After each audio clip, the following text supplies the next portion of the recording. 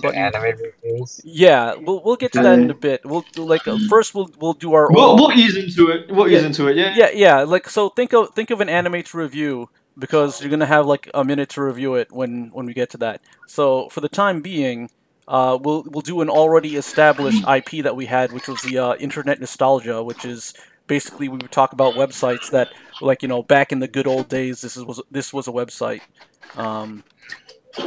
If you recall the situation. Yep. Okay, so like now this thing here is like really terrible. So yeah, I think it did the same thing again, where it just generated a new URL and just decided, oh, you know what? They don't need to know when these guys are live. They can just go on this other fake URL and then find out that they're not on that URL, and then they end up missing the whole video for free. Yeah. Yeah. We gotta rep it on Discord. Yeah. And, yep. In all those places, all the repping. Yeah, we can have like the repping. We will be like a bunch of reppers that just like to rep about different topics and stuff like that. Set to some good beats and whatnot. Yes. Yeah, and then what we have is so yeah, the first website I would like to talk about is what I mentioned last week, was the Hero Is Not Toast website. I tried to look it up and look at an archive on the Wayback Machine, and I couldn't really figure out how to use the website. It had some snapshots, but the general premise is it was like some girl who liked Gundam Wing a lot decided to put together a fan website that was dedicated to Gundam Wing Yaoi. Like, she would basically write like fan fiction and essentially wrote some kind of essay about like Hero not being toast, and then like some of her readers actually messaged her by email or something, trying to rebut her initial hypothesis by saying that they had played the Gundam Wing video game on the PlayStation or something, and put a piece of toast on the controller to control Hero, the character mech, and then said that proved her wrong. And I guess some of her arguments initially were just kind of ridiculous. It was like, oh, like What is like drama? Yeah, like one of it was like oh, Hero doesn't die, he's like invincible, and then like if you were to shoot Toast, like the Toast would die, or something like that. But then like someone was like, oh, we put the Toast on the controller and had the mech walk off of a cliff and blow up, and the Toast didn't die. Therefore, the Toast is Hero. So you were wrong about your hypothesis. And oh my god. Yeah. And then like she would also post her like. It's not even fan fiction at this point. This is like more like a internal fantasy that what? Like yeah, internal fantasy about. Wait, hello? Can you hear me? Hold on. Yeah. Is like anime being played on the background? I think Collectors has an anime on the background or something. I'm playing Shadowverse, which is a really weeby game. Oh, okay. Yeah, that's cool. As long as we don't get copyright strike, we should be fine. Just like let that be the ambiance for our episode for today. Oh, okay. Let's do it. It reminded me of like scenes of like words like what is it? Amoyamo Shinderu. Yeah, that's very popular. That's like a meme at this point, isn't it? Like it's got yeah. Oh, there's definitely a meme. Yeah. So like now they have like all of these different videos where people say stuff like that, and you have all the other things. It's got yeah. Wait. Should we do intros? Should we get like be like, hey internet, this is... Yeah, hey internet. I mean, I just sent out a tweet saying hey internet. Well, no, I sent a tweet which was like a link to the video itself, I think. Cool. That was the most recent tweet. And then I started like posting some other tweets to the new business tips hashtag, which is very, very important. We're gonna get a lot of exposure with that, hopefully. If not, then we could just come up with some other thing, and it won't really matter. Done. Okay, let's do this. Maybe you can try mute your mic when it gets noisier or something. Wait, John, are you just playing the game, or are you actually gonna talk and respond to it? Wait, I think he. Wait, are you still streaming? Like, how's your bandwidth surviving? Like a double stream or like a stream on Oh, I Twitch or don't know. I something? just lowered my Quality. stream quality basically Oh for yeah. Twitch. Well, I mean, we could try stream sniping, but that might cause things to get a little bit crazy in terms of bandwidth on our channel. But Okay. I y- could probably do it on my end.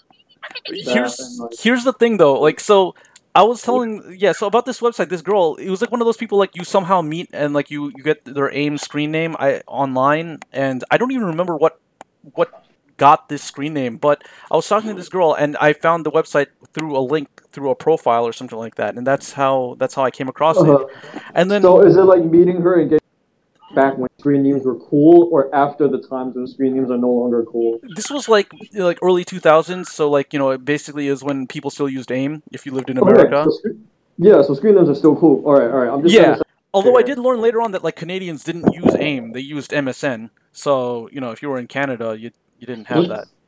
What kind of psychopaths use first thing I install? Canadians apparently that was like the Canadian AIM was like MSN. Like you were like What? yeah, I remember like I met these Canadians. Well, they were like Chinese Canadian, but like I was like, oh, what do you have AIM? And they're like, no, like, but here's my MSN like screen name, and I'm like, what is this? Like, Yeah, oh yeah. I actually have some Canadian cousins who gave me their MSN. They're like, here's my MSN. I'm like, what the hell? That's why would you install MSN? It's the first thing I uninstall once I install Windows. is it pre-installed in like XP or something like that? What I thought it was, because yeah, I like 100% sure it was. Like it came with my computer, and no matter how much I try to get rid of it, for some reason it'll come back to haunt me, and I would never use it. Oh wow. This is really the internet nostalgia episode, and it's like it's gonna be very internet nostalgia heavy, and then it's like about to get very weeaboo heavy, like very soon. Hell yeah, dude. But Fuck. yeah, You know, right? it's a pretty big business opportunity. Like like you have those conventions where people just like sell everything, and like everything is always marked up like crazy. Like nothing Yeah. is cheaper than when you can find it online. But for some reason Yeah. they still do it, so that means someone must be buying it. So Yeah, someone must be paying them to run ads. Cause so here's the thing. I think they're literally on like the homepage of every Explorer, ads that people use in Internet Explorer. But still, because I got my work computer, and lo and behold, what's on the homepage is MSN. oh And I'm like, how is this MSN still alive? yeah. How has AIM gone away and MSN is still alive? No, I think it's mostly I refuse. because it got replaced by Facebook Messenger. I think that's actually what happened because as the proliferation of smartphones has taken place, you had a lot more focus on that orienting smartphone oriented apps. So when Facebook Messenger came about, then that was basically the nail in the coffin. I mean, there was probably already an AIM equivalent, like AIM for the Sidekick. That was a thing. Yep. Uh, Mhm. yeah, I don't know. Yeah, people had the AIM sidekick, and then that's when they had Via Hip Top on their profile, and they couldn't change it. Yep. Yeah, so that Yeah, was yeah. AIM is a whole bunch of problems. I remember that. yeah, and then it would always crash or like not connect properly, and then like in my conversation, I actually drew stick figure comics, basically making fun of AIM, and would like put in like fake screenshots and use MS Paint to modify them so that it would say BIM instead of AIM. AIM. Yeah, for blatantly inept messenger. That was basically what we called it. Nice. That's creative, dude. Yeah. So that girl was a little bit weird because So, alright, back to the girl with them and wing. yeah. So the Hero is Not Toast website, because it was like semi a blog, but it wasn't like on Blogspot or Zanga. You remember Zanga, right? Hell yeah, dude. Yeah. Zanga. Yeah, so the guy who ran Jusun Lee, the Jusun Lee forum, created Mhm. Zangans, which was like a website where you could modify your Zanga to make it look cooler. And he got offered to sell that for $2 million, and he said no because he wanted more money. And then they were like, "Oh, we're not going to give you more money. You got to just take it or leave it." So he's like, "Yeah, I'm not going to take it then." And then Zanga just like stopped existing. And yeah, so that was a bit of a missed opportunity. I'm sure that he's had other opportunities since then, but I thought that was pretty interesting that he got that offer at such a young age. And Yeah, dude. you That's know, something crazy about the internet. Like, people were getting offers like that just for making that at a young age, and it's still happening now too, like with blogs and all that. I think it's going on now in terms of social media profiles that you could kind of try to sell, like those fake outreach specialists and whatnot. I think that's why Yeah. everybody's trying to get popular on Instagram because they can somehow make money off of it. I don't think that Oh, dude, that's. yeah. I think it's going to be like kind of a .com type of bust thing where like they're going to find out that it's not as cool as they think it is. Like the advertisers are not going to have as much brand reach as they think that they're going to get from these attempts at advertising, which You think is so? yeah, I think they're going to eventually find out that that it's not as effective as as they think it is, because Or what can a lot of advertisers really go hard in the hello fellow kids thing. Like that's Yeah, one of the yeah. reasons why everybody just makes fun of it. I wonder if they ever like track tickets or sales after you do like some kind of campaign like that. And they probably do, and If I they're mean, probably how long has it been since people started doing that? I mean, it's only it felt like it just started like last year almost, or if not like the year before, where like Instagram influencers were getting huge. yeah, I think that's what it was called, like influencers, Hmm. something about like, Yeah. and then like people would try to like make fake accounts to try to sell to companies and stuff like that. Yeah. Yeah, it's one of the things that they would do. So yeah, this girl's blog, which was like I don't really know what the point was. It was kind of like a blog. It wasn't on Blogspot. It was like an actual. I think it was an Angel Fire site or something, or she might have actually Uh-huh. purchased the URL for it. I'm not sure, but in Mhm. it she would post like at this point not even fan fiction, but like just these weird fantasies that she would have about like going to conventions, and then like people would ask her questions about what her opinion was on Gundam Wing, and I'm reading this and I'm like, oh wow, this is before cringe was a thing, but yeah, that's kind of what it was like but it's That's not like a awesome. retrospective cringe. It was like real time cringe, but like, but at the same time, it was like it's not like I would be mean to this person. It's just that Uh-huh. like yo, what you actually made this Yeah, website. I actually want to meet It's like just to get to know her. it's like people going on 4chan and like posting embarrassing things about themselves, Right. and then they end up like getting made fun of. But Yeah. but this was before 4chan, or maybe it was around the same time. But like instead of doing that on 4chan, she just made her own website. And oh man, I think She there was owned it. yeah, I Uh-huh. think that they had other sites too, like Stickam, where like people would basically like try to attention whore. Like it was actually straight up attention whoring. Whereas this thing, it was just like some Right. girl just doing her own thing. That was the one Yeah. who had the blog post about her friends had like some like yaoi that she was hiding, and then her parents found it, and then banned her from watching anime because like Oh my God. they just assumed that like all anime was just gay It's the one. pornography. So they just Nice. yeah. So I told Munchie that on the episode like 2 episodes ago, and then like and then he confirmed the suspicion that like anime does turn people gay, and like I can see it.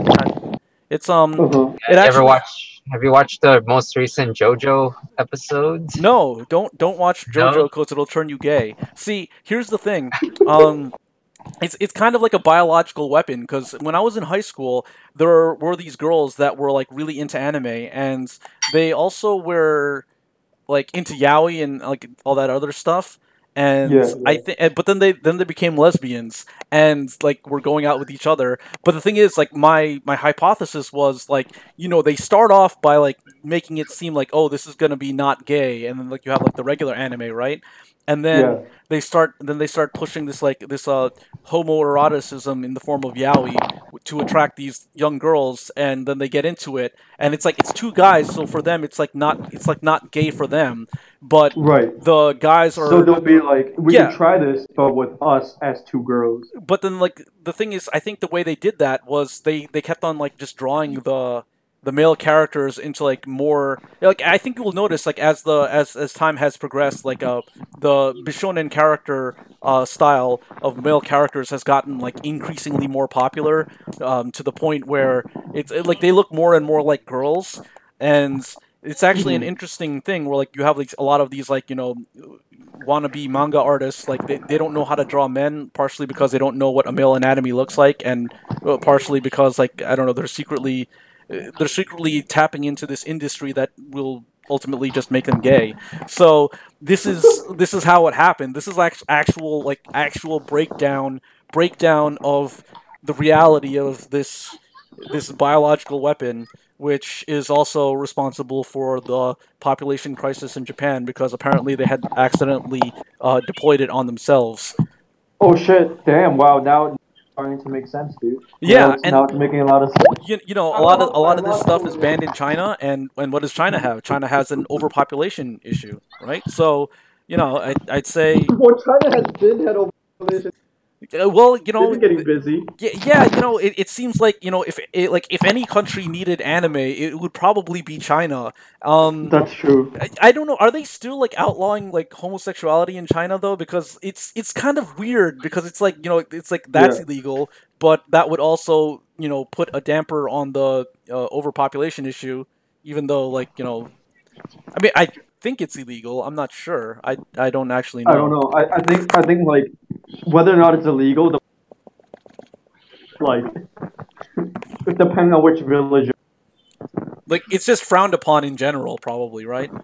I think so. It just upon in general, and then you'll be shunned by like your family. But I don't think they take measures to make it illegal or put people in jail. Not that I know of yet. Yeah, well, I know in like in Bhutan, it's Mm. actually illegal. You could go to prison for I guess I don't know if it's like Jesus you Christ. go to prison if you're just gay or if like you have to Mm-hmm. do something that is gay, like and then you go to prison.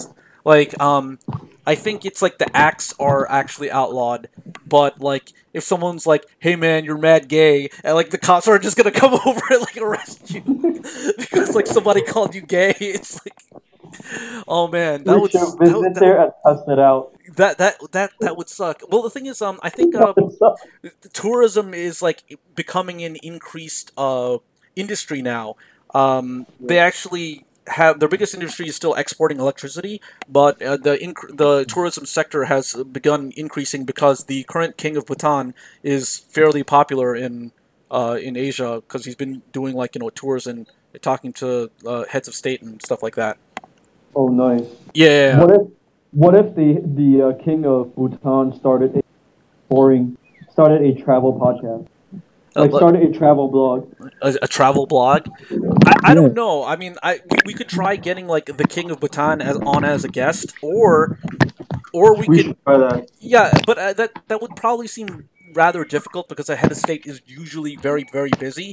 But who Uh-huh. is Bhutanese is the one of the co-hosts of the Kill Stream, which ties into my idea of eventually having a Teen Titans episode where we get like co-hosts and like sidekicks of like various different shows and then have them all on here and like for like a Teen Titans style like episode and then Hell yeah, like yeah. and then we could have like the V dunk tank. Like we got to get V, because he's second in Mhm. command of the Skeptics, and then like have people be able to kick him by super chatting us. So For sure. yeah, once we hit 1,000 subscribers, that's what we're gonna have to do, and that's what On we're gonna that's what we're gonna get. Yeah. So I was talking to my he makes electronics, and apparently the way that like no, I don't want to jinx anything. It's just like basically yeah. Once you get to eventually we're gonna get to the point and then we're gonna have Yeah. So insights. yeah. So have you guys? So since we've covered all of this anime that like we've talked about so far, have you guys prepared your like impromptu anime review where you basically pick something and we'll review it in 1 minute, and then people will know whether or not they should watch this? I have not prepared anything, but I'll do it anyway. I got something right now. Okay. All right, I go watch for a it. lot of anime. I could do that. So have you guys seen Yuru Camp? No, I have not seen that. Late back camp. So all it is about four like high school girls going camping, and that's all it's about. So it's like it's revolved around this one girl who starts going camping alone, and she's like a lone wolf, right? Yeah. And then a girl joins her like around this one girl who starts going camping alone, and she couldn't find her way home at night. So the main character goes, "Oh, why don't you camp with me anyway? Here's some curry noodles." And by the way, after watching that movie, she got lost curry noodles, and it's delicious. Have you guys had curry noodles? Like with like yakisoba or like some? No. Like the Nissin instant noodles.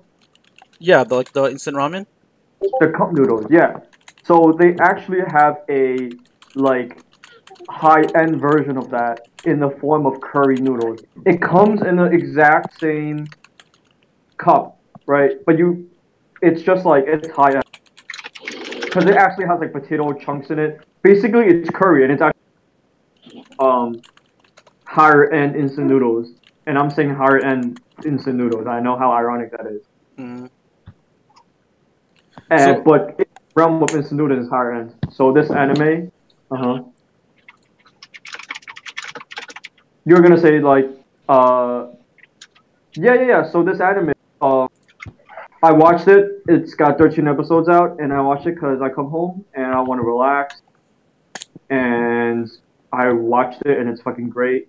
It's funny. It's got a lot of like cool scenes in it, as in like reactions to stuff. A lot of lame jokes, but so far, it's been a really good like exactly in its name, a laid back anime. So. Now that's pretty cool. Now, how long does each episode? Like, how many episodes does each fight last? Like, how long are the fight scenes in this show? One of the most annoying things is when like a fight scene lasts more than 3 episodes and it has like a flashback in the middle of it, and then you're like, what am I?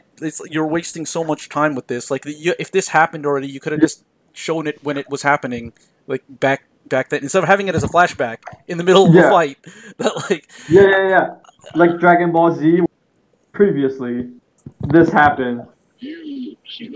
Or in Bleach, where it's like, oh yeah, it's a flashback because my childhood led me to this fight. Yeah, so they had, or they're going to do a move that was explained, like how they learned it, like back in the day, like 5 years ago, or something. Yeah, and it happened in like a mid strike. So in that millisecond before the sword hits the guy, this flashback of like that transgressed through like 5 years of childhood happens, and apparently that's like a good way of like telling the audience why he's like hitting this guy. Ah, okay. All right, so yeah, that's good. We got that in 1 minute. That's a good review. So everybody. Wait, I'm not done yet. So alright, so there's no fight scenes. It's a slice of life anime, and so the fight scenes are 0. 10 out of 10. Let's go.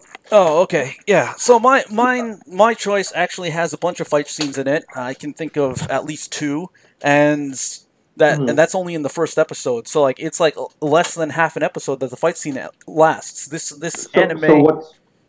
Yeah, the anime is Senshi Night Milk Cream, right?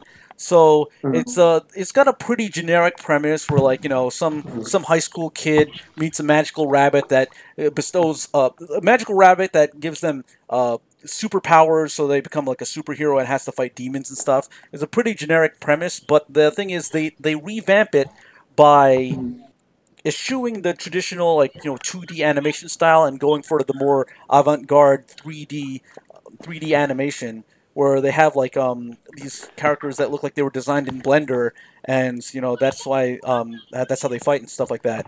And the main character, Millie Cream, just uses like a super some weird bow and arrow that he kind of just like summons, and then has to fight the demons and stuff. And that's which anime is it? Huh? What's the name of the anime? Senshi Night Milk Cream. So that's the Milk Cream, like MILK cream. MILL, but of course they'll pronounce it Millie Cream. But like so this the character just uses a bow and arrow to fight usually, and then there's this like rabbit that like kind of just does stuff.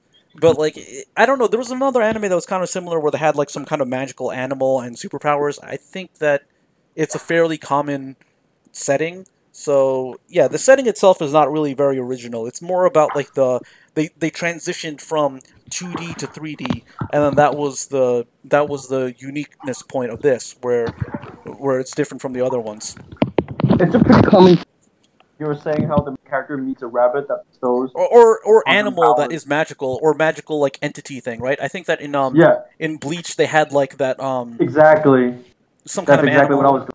I don't even remember what it was. I think it Well, was like it was Rukia that like the girl who gives the main character power. So I thought you were just like being like, oh, like you're calling her like a rabbit, like she's a oh symbol no no no of. no. I think there were actually like Uh-huh. animes that are more geared towards like a younger audience that have like actual animals, or like maybe some kind of like animal-esque entity that's really secretly an alien or something like that. Yeah, yeah, yeah. I don't remember. I can't think of one off the top of my head, but I think there are probably like a bunch of those. I'm sure there. I'm I not sure if think Cardcaptor Sakura is one of them. That might be it. I don't know if there's an animal that's in there. pretty much it. I think there's an animal or The something in there, flying right? thing. Yeah, it's like a flying thing. I don't know if it's an animal. I think it could talk. It's like a cat.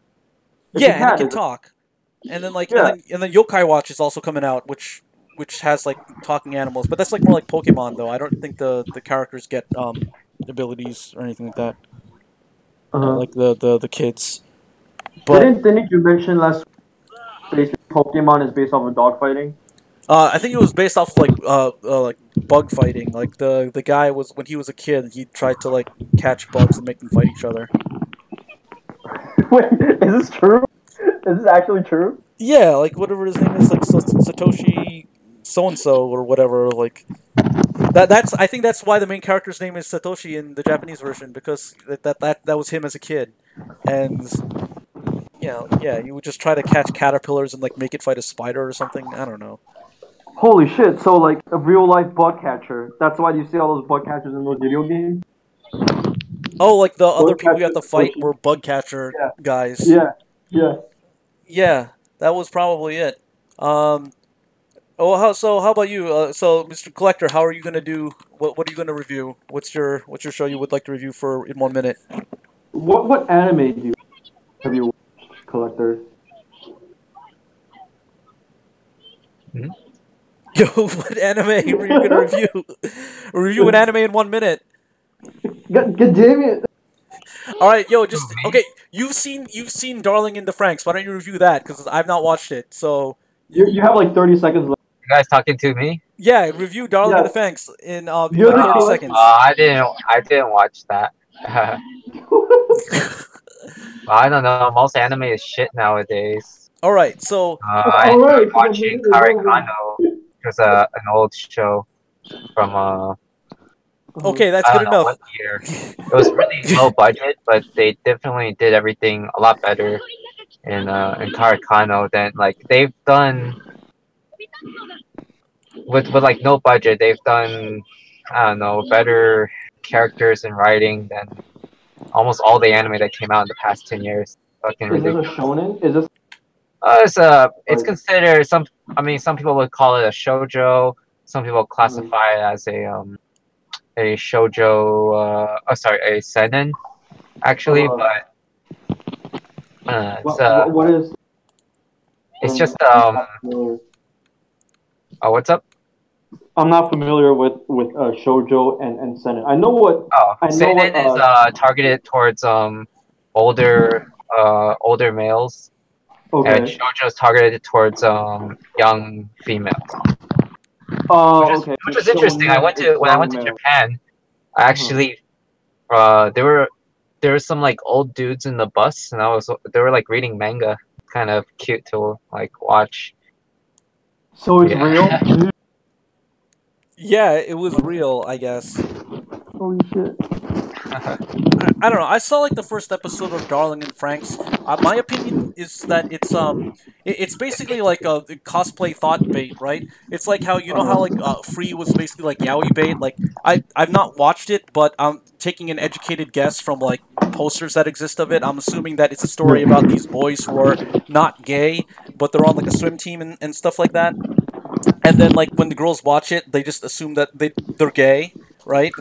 They become gay even though like in the story like nothing gay actually ever happens. So I think that's what that is. So like this Mhm. anime is specifically bait for cosplay thoughts who want to cosplay as like the girl and like wear like a slutty outfit and get lots of attention. So I think that is probably the best summary for that show.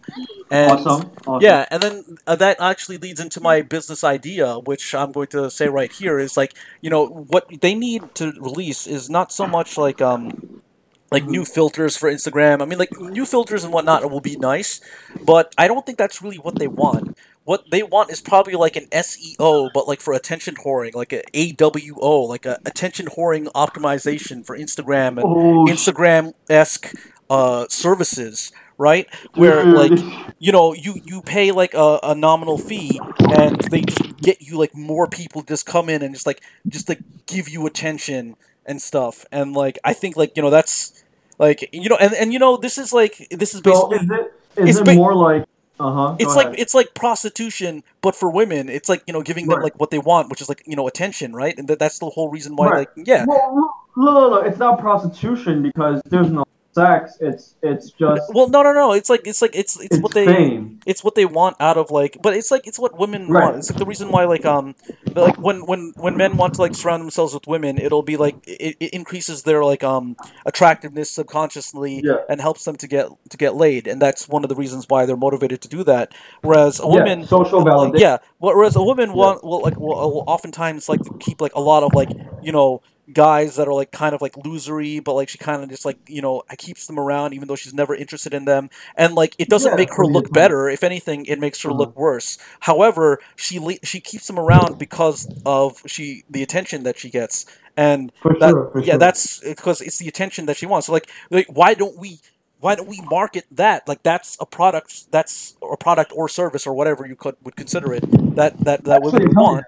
So why don't we Right. just Right. sell them this like attention whoring optimization thing for Instagram? They pay like $5 a month, and we increase their Instagram page views by So like having it appear more in the algorithm or whatever. You know what I mean? yeah, in a way, they're buying views. That's essentially what you're getting at. Yeah. It's like they're buying views, but the thing is, they're not actually buying views because I've heard about that where like people will like buy subscribers or buy followers or whatever. Like Right. it's a meme that's like out there among the cosplayers that people talk about. But the thing is, that's kind of inefficient though because like then you have to pay like each individual like paid follower. You know what I mean? Like our paid Well, Russian no, they're audience and bots is like really stretching our budget, but that's unavoidable in our case because we need that to make us look good. However, with women on Instagram who want to do this cosplay and the cosplay thoughts that just want attention, yeah. they don't have to pay the individuals to follow them and like every photo or whatever. They just need to pay for a service that makes Well, their thing there's more exposed. yeah, there's actually like online entities in which you pay them, and I think they're based in China or some shit where they will literally like your account or heart your pictures with 1,000 different accounts. Maybe not 1,000. Maybe I'm maybe exaggerating, but you could buy that. It's available. It's definitely out there. If not on the, it's not even has. It doesn't have to be on the deep web. I don't think it's even on the deep web. It's just out there, like in terms of one of the websites you can go to. Yeah, but see, that's the thing. Like this is like that's one route you could go, which is also a good strategy, which is buying fake popularity, right? So that you look more Yeah. popular than you actually are.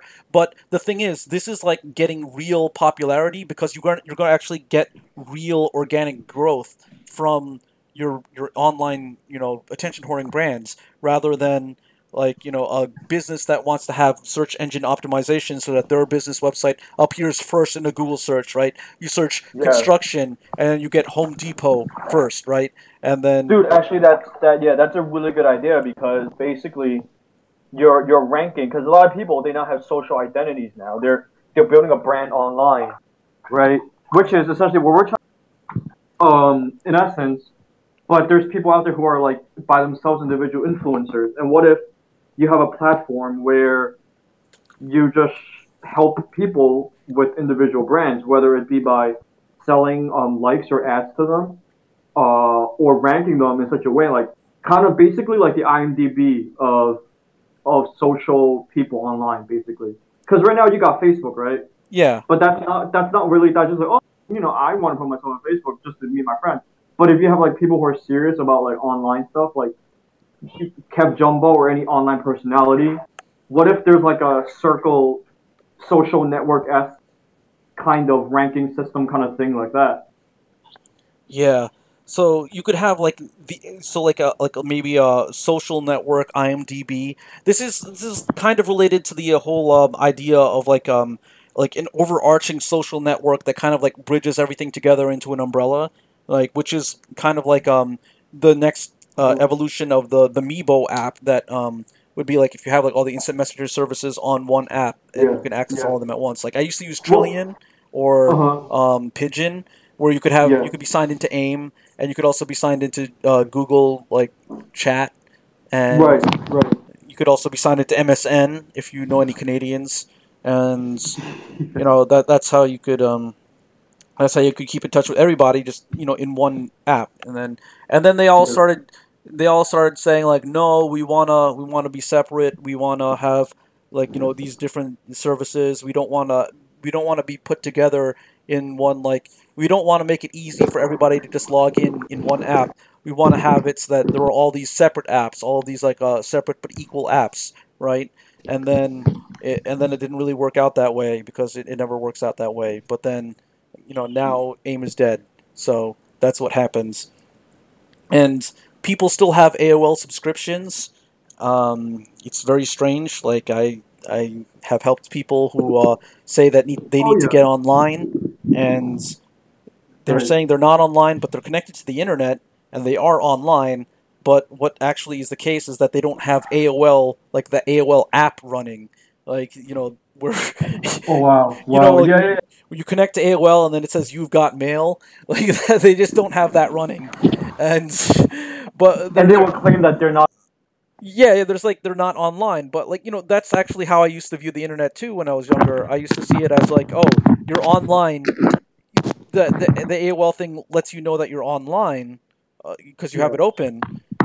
Whereas when cable modems started becoming readily available, you were just always online, and then it just became a kind of a taken for granted type thing. Yeah, for sure. I definitely don't take it for granted because I remember like the like dial-up days, Net Zero. I still remember them. Net Zero, Juno, MetConnect. MetConnect was a shit too, and it was unlimited. Yeah, I had AOL back when we were on dial-up, and Damn. yeah, I remember when I got AIM installed, and like AIM, despite being the free version of the instant messenger, was way Yeah. better in terms of ease of use. Um, However, you could get warned when someone would warn you or whatever. But the thing is, when Yeah. you were using the AOL app with the built-in thing, you have to hit Control before you hit Enter in order to send a message, which is annoying. But someone could warn you, and it wouldn't affect how many messages you could send. You could just like still like send as many messages as you wanted, and it wouldn't even matter. Yeah. Hey, I'm gonna get out of this. Give me like a minute. Maybe I'll give a chance to for the collector to talk some. Yeah. And to actually, I wanted to hear about like what was Japan's story or whatever you guys want to take the conversation to. All right. Yeah. Yeah, yeah, yeah. This is cool. And I mean, I actually want to part of this also like I want to get like update from you guys' lives and whatnot, and maybe I don't know if you want to talk that words about it because we could. This is just like honestly, this is just like a way for me to just talk about like shit that's been going on in real life and on the internet and things like that. So Yeah. I'll be out in a minute. I'll be out in a minute. Yeah. And All right. Yeah. so That sounds the good. collector. Yeah, yeah, yeah. All right. So, did you get any chance to spend time in Akihabara when you were in Japan? Akihabara, huh? Yeah. Yeah, we did that. It's like a tourist trap. I wasn't very into that, but that was definitely, yeah, that was a thing. People do that. Yeah, and people also Uh, cosplay there too. I saw this like big hairy fat guy cosplaying as like I think Sailor Moon or something, and it was like it was like in the summertime, and it was like really hot, and like this guy like he actually like, sat on like the sidewalk and like was like kind of like out of breath and sweaty, and like it was not really pleasant to look at. But the thing is, apparently that's like a place you could just go and cosplay, and then you won't be too out of place. You'll just only be a little bit out of place, which is pretty interesting. There doesn't really exist any place in America like that. So I was thinking like that would be an interesting thing if you could build like an American version of Akihabara, and then you would have. But I feel like the American culture, for instance, for cosplaying, I don't think that's very like Americans don't do that. Like if you do that Yo, in Americans Japan, have been it's doing more that since before acceptable America was a than thing, here. man. Listen, they cosplayed as Native Americans when they were dumping tea into the ocean because they thought it would be funny. Yeah, Like, and they do that at Star Wars conventions too. yeah, But but yeah, right now it's like I would not rather really. I'd rather like instead of an event you go to cosplay, I'd rather there be like a place that you would go to if you were going to cosplay. Rather like if it was like maybe like a mall or something. Like if you had like a shopping mall. Like imagine if there was a mall that like sold a lot of like electronic stuff. Like so I don't know, you could have all the different stores that sell those things. Like I guess you would have a Best Buy in there, and then you would probably also have like a Micro Center, and then you'd probably also have a guitar center or whatever that guitar store is called, and then you could have, I guess, a costume store. So then like, you could have like the range of like really really cheap Halloween costume stores that are really terrible. You could have those stores that sell like adult entertainment um, DVDs, and then you could have another store that sells like dildos and stuff, and then you could have like a camera store. Like imagine if you had like if or it wouldn't even have to be a mall that was like a single building. It could also be like a shopping outlet like Woodbury Commons, but it was like an outlet for like I guess all of these different like companies that produce like electronic or tech related stuff, and and then people would just like go there and cosplay while they're shopping.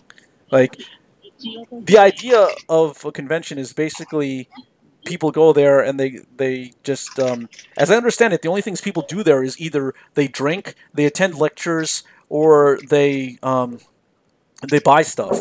And I think those are like really the only three things that go on there. Like there is a game room. Okay, yeah, so they either will drink, they'll buy stuff, they'll attend lectures, or they'll wait online. So basically those are the four things that people do at conventions that I've seen people doing. Mhm. I've asked other people what they do, and it usually seems to be something along those lines. So, cosplaying is fun in the sense of like, you can like try to look cool and then like take pictures or something. But in terms of what you're doing, it's like you're not really doing all that much. You're just going to attend a lecture, which is basically not going to ever be as entertaining as a YouTube video, like this video right here.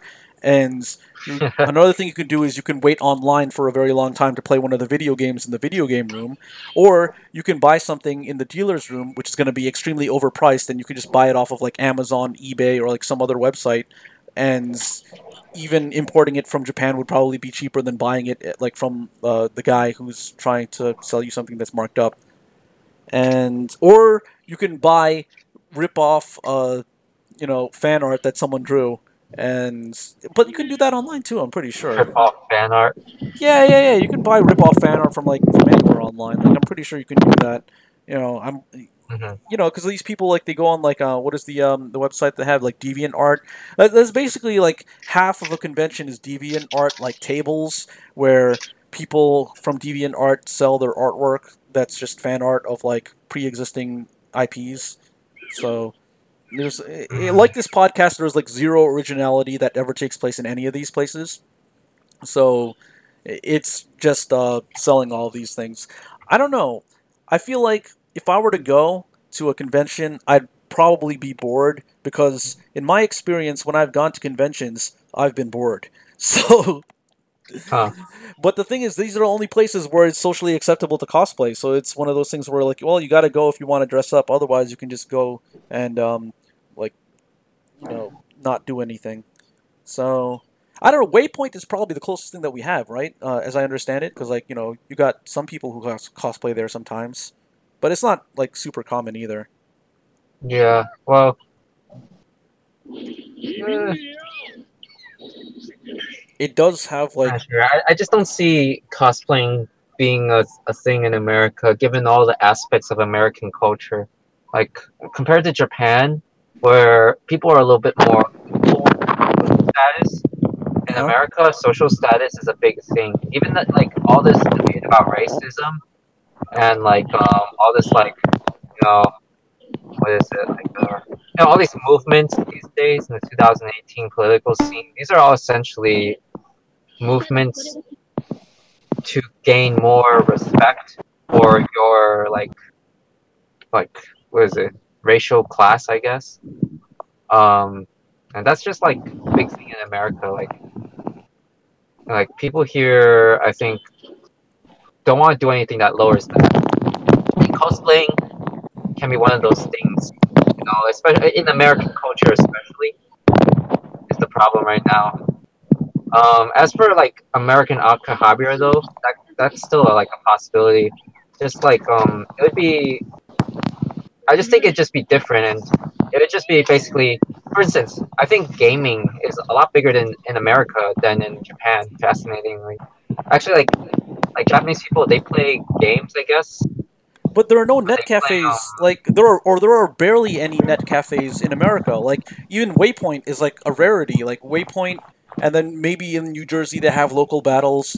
But whenever they've been around, they've always been one kind of expensive and two like fairly short lived. Right. So there was one in the suburbs of New York City that was in the mall and it was around for like maybe like a couple years and then it closed down and it was expensive and it just got more expensive, whereas in Asian countries you have net cafes all over the place and they can be even very cheap, like if you have very little money you can actually just like sleep in one rather than getting a hotel and it would be cheaper. Yeah, yeah. There's actually. Yeah, I'm back. Yo, are there net cafes over there in Texas or? There's surprisingly yes, but it wasn't like if you Google it, like it's one of those places like not everything here is on Google Maps yet. I actually tried to look for one to kind of recreate myself like the whole Waypoint Cafe experience.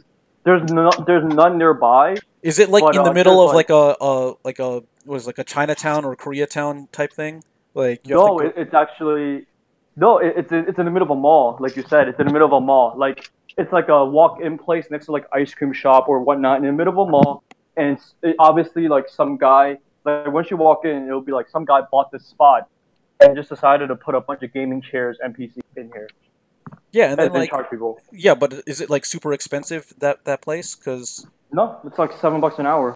no, that's what I'm talking about. That's like $7 an hour is pretty expensive.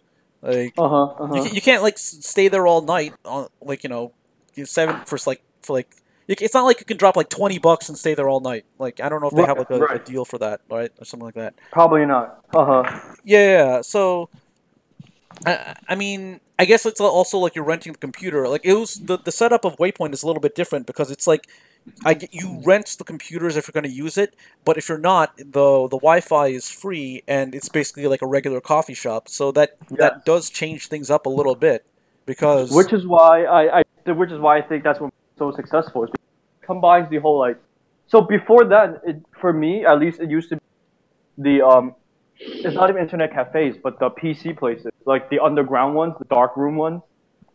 mhm. So Waypoint combined took that and then combined it with actual like normie cafe, which I Yeah. think is a great idea. Yeah.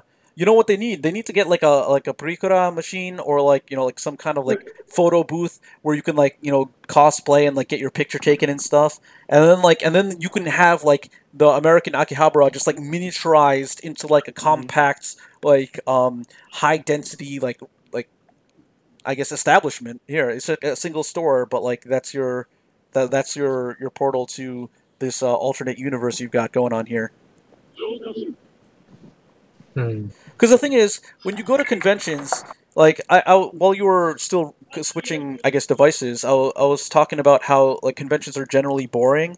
Like it's a place you can go to where you can cosplay and not get harassed, but at the same time, there's like nothing to do. Like the four things that people do there is either drink, wait online to play video games, attend lectures that are more boring than YouTube, or shop.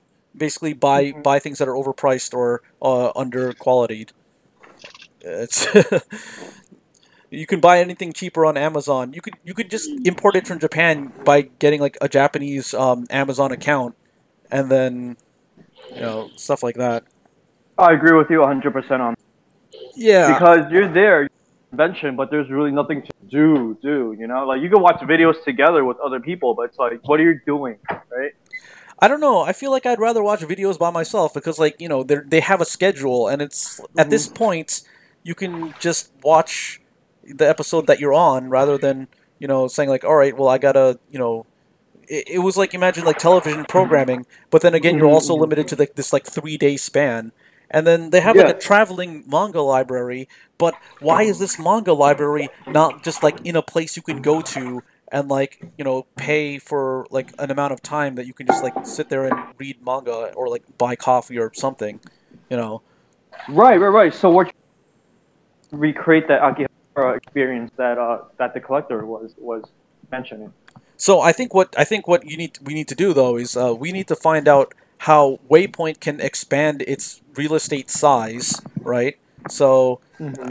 I guess I don't know. We gotta find some other thing, or we can find like a place that gets foreclosed that's near Waypoint, and then like just buy that property, and then like establish the parts that are missing from Waypoint to complete the experience, and then Yeah. that would be the completion of the experience right there. Mm-hmm. And then you can have also the different things that you can buy. Because the thing about like Akihabara is like it's also like the center. It was also like an outlet for like different very high end electronic products like Audio Technica headphones. You could walk into a store and buy them, which is now it's you have to like order it online, which is it's all right, but I don't know. Hmm. I don't know. Yeah, I get I just got thinking about this because I just recently beat Akiba's trip, which is just like I actually when I was in Japan I didn't actually spend too much time in Akihabara, which like I kind of regret now because I'm like I should have done more of the interesting things there. that's fine. You'll go back next time. Yeah, probably, but it was interesting, and I actually had to go there to pay my rent a couple of times because the rent office moved. Um, it was So weird. you're going at Kibar to pay your rent. Yeah, yeah, and but that's in like a more residential area, not in like the commercial area, which is kind of weird. So I know you told me this hand for, and like I'd like to hear more about it just so I can live vicariously through you. Oh, well, yeah. So initially the rent office was in Ikebukuro, but then they moved to Akihabara, which Mm-hmm. you know if you watch the anime Durarara, you have like all these like gangs and stuff like that. Like Mm-hmm. like assuming like, but it's set in like the 2000s.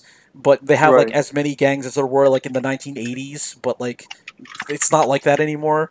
So Uh-huh. Uh-huh. Ikebukuro now is kind of like Akihabara Light. It's like a light version. They got like big camera. You can go there and buy like a laptop or something. They got like all these like they have stores that sell cosplay, so you can go there and like buy a cosplay, and then there you go. You have it right. Here in America, you can't really do that. You can commission people to make Mm-hmm. it for you, and then Mm-hmm. you can get it that way. So there are basically three ways to obtain cosplay in America, as I understand it. You can make it yourself, you can Right. commission it, like pay someone to make it for you, or you can buy it from China and then like wait like several months to have it shipped to you and hope that February is not in between some of those shipping months because then you're going to have to wait like a year.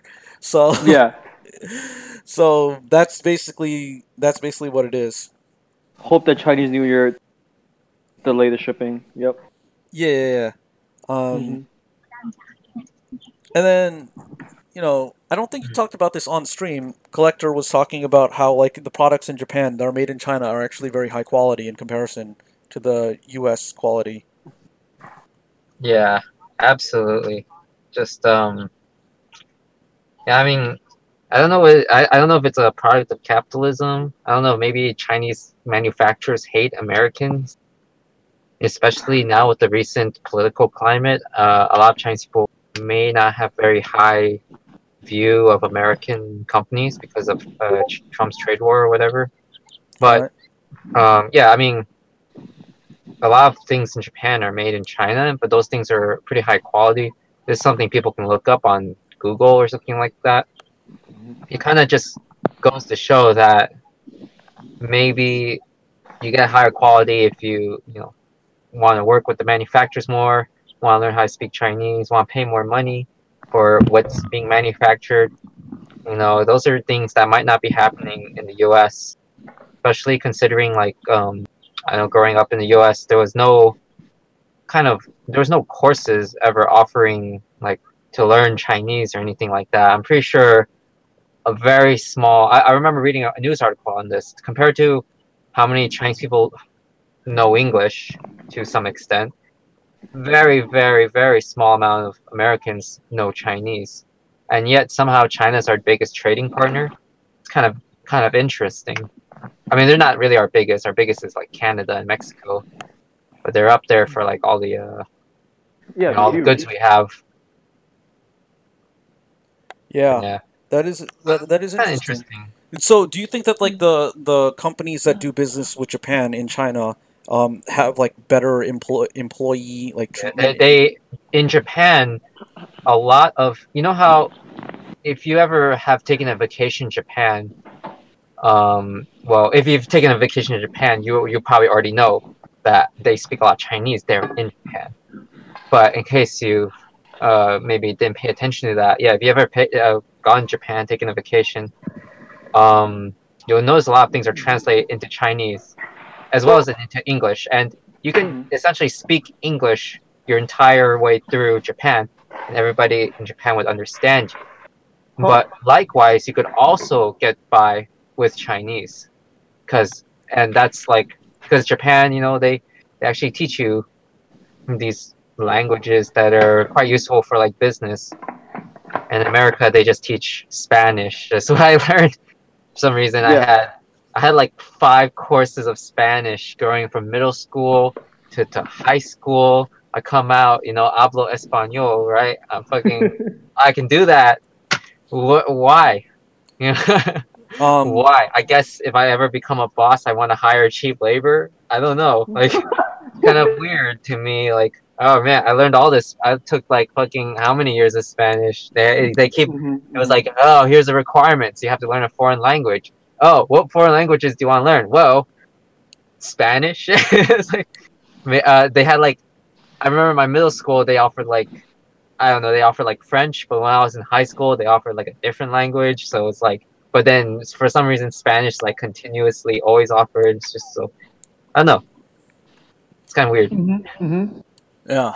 So I'm going to try to do a photo shoot at Waypoint Cafe. I've decided that like I'm just gonna be all like, all right, like fuck you, I'm gonna do this, and then, like sorry for the f, but like we had to. That's just like the attitude. That I for Waypoint Cafe. yeah, for Waypoint Cafe, like they don't have a photo booth, but you know what? I'm just gonna like DIY. I'm gonna like bring like a phone and like one of those like like circle lights or something, and then like I'm just gonna like set up like a makeshift like studio just to take photos, and then. But the thing is, like, he has no circle lights. He has. They have but the the thing is, halo it's like super crowded now because it's been on the news, like on the local news here that they're always showing it now, and then like I guess it's just Really? blown up. Yeah, there's been like several like news like like things like, and then like some kind of like esports person is on there, and then they're like esporting it up or whatever, and then it becomes popular, and then like it's on the news, and then Collector was on there like last week, and he couldn't get in because it was too crowded or something. Yep. Waypoint, yeah. I think if this is what I was saying to what do I call it, the tentacle lord here. The I think he said like maybe we could have an Akihabara in America. I think the closest thing, like I said, I think when you look at American culture or nerd culture or whatever you want to call it, it's really gaming centered, a lot more than Japan, but different games. In Japan, they play rhythm games a lot. If you ever go to a Japanese arcade, you'll see these people are like expert rhythm game players. It's ridiculous. It's completely different from America, and the Japanese arcade scene is still kind of hot because And then like you'll see these people like with such high mastery with rhythm games like Beat Mania, this dancing game where you slide your feet and shit. They like they look pretty cool. It looks a lot better than DDR. DDR looks silly when you master DDR. They have all these like different games, and they're all like these people are like perfect at it, and then they have like they get respect from it. You know, like everyone around them will observe, you know, and be impressed by that skill. Mhm. In America, that it's a different gaming scene. It's like it's League of FPS and Legends. fighters, basically, Yeah, fighters. Um, and FPS. yeah, FPS. Yeah, with the Fortnite and all that getting big. Oh, Kind and of interesting. MOBA is getting They big don't too even play now. FPS that much in Japan. I think. No, no, like Um, actually, like in Japan, they do have FPS, but I think it's like more console based. Like, so I played mhm, Black Ops, but it was like, you know, not in an arcade. It would be console, right? Um, yeah, and but then in mhm, like a LAN center, like you would play that like by yourself. I don't think there's like a very like big multiplayer scene. At least I didn't encounter it. But the thing is, mhm, like, you know, right now you have like a fighting game like scene in California where they try to make it even more esporty than well, I don't know. It's like super esporty, and then you have Yeah. I don't know. You got like the other FPS games, and then the MOBA games now. Whereas I think in South Korea, it's what is it? South Korea specifically that they're into MOBA as well as RTS still, right? I think those are very popular over there. yeah, The yeah. last South I Korea, visited. they love StarCraft. That became huge, Hmm. and they're really into MOBAs. They're into everything. They've mastered what they got Mango or Mago from they got the Street Fighter, the fighting game scene, Oh yeah. mastered, right? They got yeah. I don't think I haven't really seen South Korean presence in shooting games, but I don't follow shooting games. That's why Oh, I so see a lot. you don't follow the Overwatch and what Yeah, have you? I don't follow. Yeah, I Hmm. guess Overwatch it must be big in South Korea, possibly. I don't know. I don't even like watch any of these esports Yeah, people because like Overwatch. I think Omen. it's like I didn't like watching sports, right? So Yeah. when there's Yeah. like the Super Bowl, like oh yeah, it's the Super Bowl. I'm like okay, if there's like if I get invited to a Super Bowl party, like the things I care about are like wings and nachos, and it's like oh hell yeah, I'll go there, like you know because they got wings and nachos. That's like the only reason. I mean like you know if I have friends that are there, I'll meet my friends. That's good, but like in terms of like the Hmm. entertainment, like I don't care about watching sports.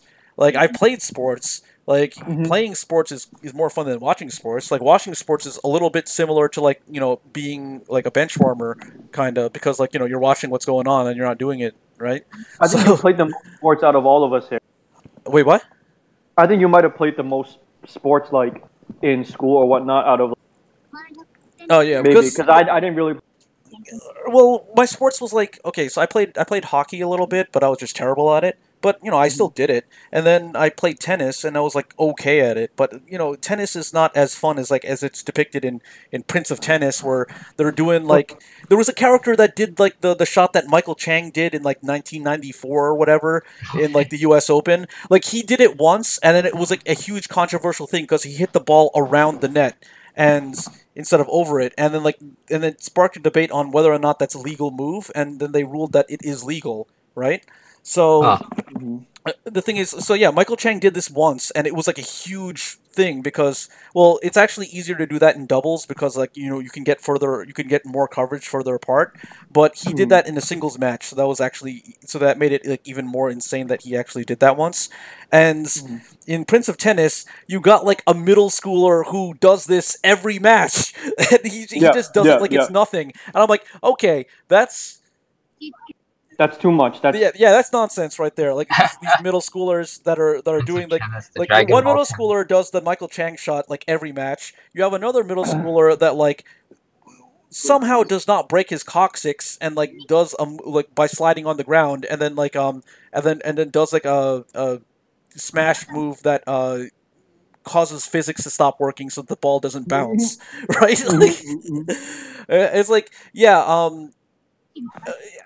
you've studied That's physics, awesome. right? You know that like when a tennis ball hits the ground, like you know, no matter like the heat and vibration and like sound like that would have to dissipate in order for like the kinetic energy, like the downward kinetic energy, to not like translate into normal force and cause it to bounce. Like That's not true. Not if you're in an. yeah, so yeah.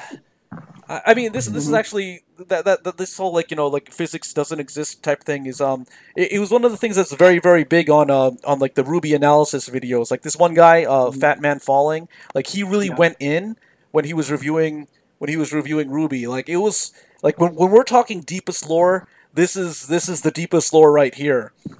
Like not the cartoon Ruby. That cartoon like doesn't have deep lore, but the critics that review it, that like there's mad deep lore in there, right? Because he's like analyzing like the analysis, like he did an analysis of one fight scene where like from the point of view of where you're seeing the characters, he was able to do like a top down map of like where the camera is, and like so therefore, if the camera is pointing in this direction and they're exiting the frame in like whether it's to the left or to the right, that would show on like the top down map where they are in location like relative to everybody else. Oh my gosh, that's intense. Yeah, it really is intense. And then he does this, and then basically he's saying like, okay, so this person decides to run over here, like exposing, like causing everybody else to have their flanks like exposed. It's like a terrible idea. Like, who choreographed this fight? No, and the people who make that think that far ahead. Like they didn't even give a shit. I don't know, probably not. Like they just they probably were just like making it up as they were going along. Yeah, pretty much. But I really loved how he would just finds all of the errors, and it was like so masterful. Yeah. Like there were like there was one scene that like would have written itself, like what I mean, where like it was already set up to be easy to come up with what you need. So there was one episode where like the main character Ruby was at like a formal dance, right? And she was wearing like high heels, but she doesn't know how to walk in high heels, so she's like stumbling about, and like her sister's laughing at her or whatnot. And she sees like a suspicious person, so decides to follow the suspicious like intruder, who sneaks into like some other place, and then she catches up to the intruder and tries to fight the intruder, and then the intruder gets away, right? So. The logic is, so the scene basically writes itself, right? Like she can't walk in heels, so when she tries to fight an intruder while she's wearing her high heels, she like stumbles about, and like the intruder gets away, right? But that's not what happens. What ended up happening is, yeah, she's able to fight, and and like as all of a sudden, it's like she's able to fight just like normal, and then the intruder escaped because like the elevator opened up and someone came out. And was all like, "Oh, hey, what's up?" And then she looked at the elevator, and the intruder escaped. And it's like, you went with that route, like, and then the next episode, the episode ends there, and the next episode starts with the guy like saying like, "Oh, all right, I gotta go now," and then he just leaves. So basically, instead of having the logical reason for the intruder to escape, they totally threw away all like the thing that they had already set up, and have like a person getting off at the wrong floor being the reason why.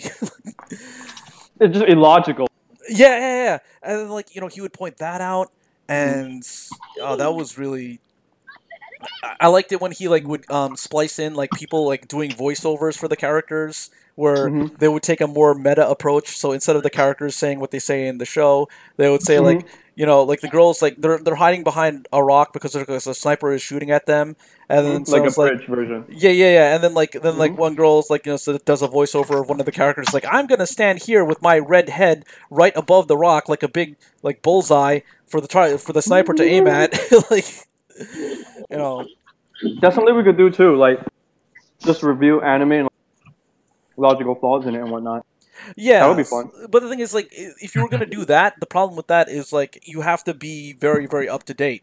So you either have to like be able to review each episode as it comes out, or you have to be able to find stuff that nobody knows about, and then like review that, and that might not necessarily. Well, yeah, I guess it'd be pretty sustainable too. I guess that could be like one of our ideas, not necessarily like, but that seems like a good idea to do. Like just I mean, in all sense, it falls under the same idea I have, just reviewing things I watch, reviewing like anime, and kind of like over. I will watch something, and I really like it, but all my friends they don't really want to talk about it afterwards. They just they're just like, oh yeah, it's good, or oh it's bad. I didn't like it, and then that was it. Like I mean, I want to talk about things afterwards and like analyze it. So that's my like motivation to do something similar to that. Yeah. Yeah, so like the reviewers, they were pretty like reviewing. I think you could pretty much review like anything really that you want. Like for example, like I said earlier before we started the show that I was going to do a review of like Gamergate 2, right? Yeah. So yeah, you have the general understanding of Gamergate, right? So it's like people are not happy I with actually don't. Oh, okay. So like yeah, enlighten me, please. Yeah, all right. So like generally what happened was like Oh wait, is it the anti-feminist thing? the what? Is it like did it like not like feminist? Like it They was like just something related to feminism with like the journalists. They all became feminists, and then they wrote like an article saying that like gamers are Uh-huh. bad or whatnot. Like, and then like they found out there was a lot of collusion between all of the different like outlets like Kotaku and like I don't know whatever the other ones are like Giant Bomb or something. Mhm. And Mhm. like so like they all colluded and like released all these like articles that like denigrated gamers and whatnot. And then there was also some other controversy about like people supposedly, you know, some people were being accused of like writing like fluff piece reviews for games that were not that great, and they Uh-huh. personally knew the person who developed the game, so that's why they got favorable treatment or something like that. And basically all of these things that people like kind of knew was already going on, like basically video games would get good Right. reviews in exchange for them being able to get a free copy of the game, because like are you really going to are you really going to give a game a bad review if a company is going to like be giving you early access and all that stuff, right? Like the company. Right. Because they're getting yeah, I know, but Yeah, for so like some reason it was related to feminism. Twitter. well, that, that Not? that that was the thing. So like any kind of criticism that was like levied against like the journalists or whatnot for Uh-huh. for for Uh-huh. doing what everybody already knew they were doing, right? So Right. it was kind of ridiculous, because it's like they're writing all these like fluff pieces for games that are coming out, and like every game has like a 10 out of 10 or 9 out of 10 review, right? No game gets Uh-huh. below a 7 ever. So Right. like you basically don't even take the reviews seriously ever, right? Like I don't know. Whenever I see a game and says like, oh, like IGN gives this game a something out of something, like I don't care, because Right. like because they give every game like something out of something, like 10 out of 10 or whatever, right? So Well, the point of it is not the exact rating they give, so much as if people enjoy reading the art. Are you guys So talking which about way? Gamergate? yeah, Yeah. because Sargon wanted The, to bring the it. gist of Gamergate is that there was some like personal drama with this girl. It's some random girl who had a lot of hookup with journalists, Yeah, and and that then she got all of a sudden coverage or you had something. like a flood ton of articles written, like defending rumors, alleged rumors, given about that against that girl. All right, because of some weird love drama or whatever. And basically, what happened was there's an event that nobody knew about, but because all these news journalists were defending this girl, now everybody knew about this random fucking drama event. I don't even remember what it was, but what it did is it exposed how like kind of propagandized media works and media Right. collusion. Yeah, but the Because thing it's is, like, why would anybody write an article about this subject? That well, was like, the thing is, everybody already knew that like that they were basically whores essentially, right? Like the gaming companies would use game review sites as advertisement essentially. Like that was so oh yeah, bless you. So originally, I guess you had that kind of drama, and then you had all these people getting pissed off at like how everything is kind of messed up, and then That's such a strong word. And what ended up coming up, what it ended up so, but it was kind of like a mishmash of like all these different things oh going shit. on at once, right? Yeah, I mean, we're gonna be. All right, so yeah, there was this huge mishmash of like all these different things going on and different reasons that people are pissed off at different people, and then ultimately what ended up happening is like the Gamergate like movement started like solidifying around the idea that like, oh, we don't like the corruption in the games journalism, that and that was their, like, I guess, their message point, where eventually that's where they ended up, right? And then where the people opposed to them ended up was basically accusing them of being misogynists and terrorists, and they've been described as literally worse than ISIS. Although I think the KD ratio that they have compared to ISIS is like abysmal, because they have like 0 kills still.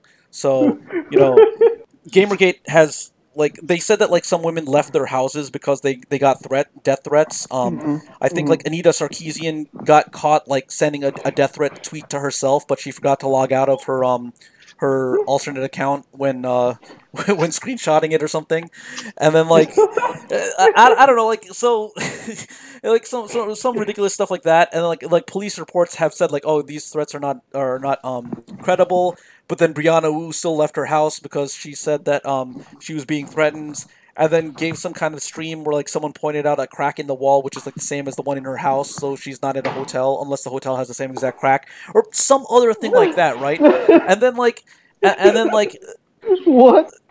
of course, No, like that. yeah. But the thing is, like, nothing actually like happened. They got like, I don't know, like they had a lot of nonsense going on, and then like, but That's it was awesome. like an ARG though, an alternate reality game, because like you had like all these different bases like popping up, like you had like an IRC channel for Gamergate people, right?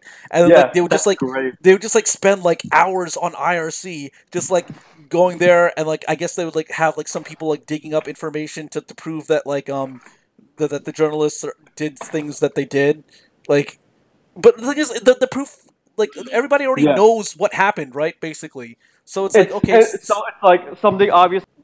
yeah, yeah, yeah. So On. so then like they're like saying like, okay, so like you have like some people who are like, yo, we're gonna like troll these people mad hard, and then you have other people who are like, no, don't troll them, and then like and then like I don't know, so it was like some like really weird ARG where like, you could join, essentially you can join like a faction. You could be like, oh yeah, I'm gonna join like the Gamergate side, or I'm gonna join like the anti-Gamergate side, and like the anti-Gamergate side had like bases on like Reddit and stuff, right? Where like they had like a subreddit, they had like a gamer like a pro Gamergate Reddit too, but I think that got like banned or something.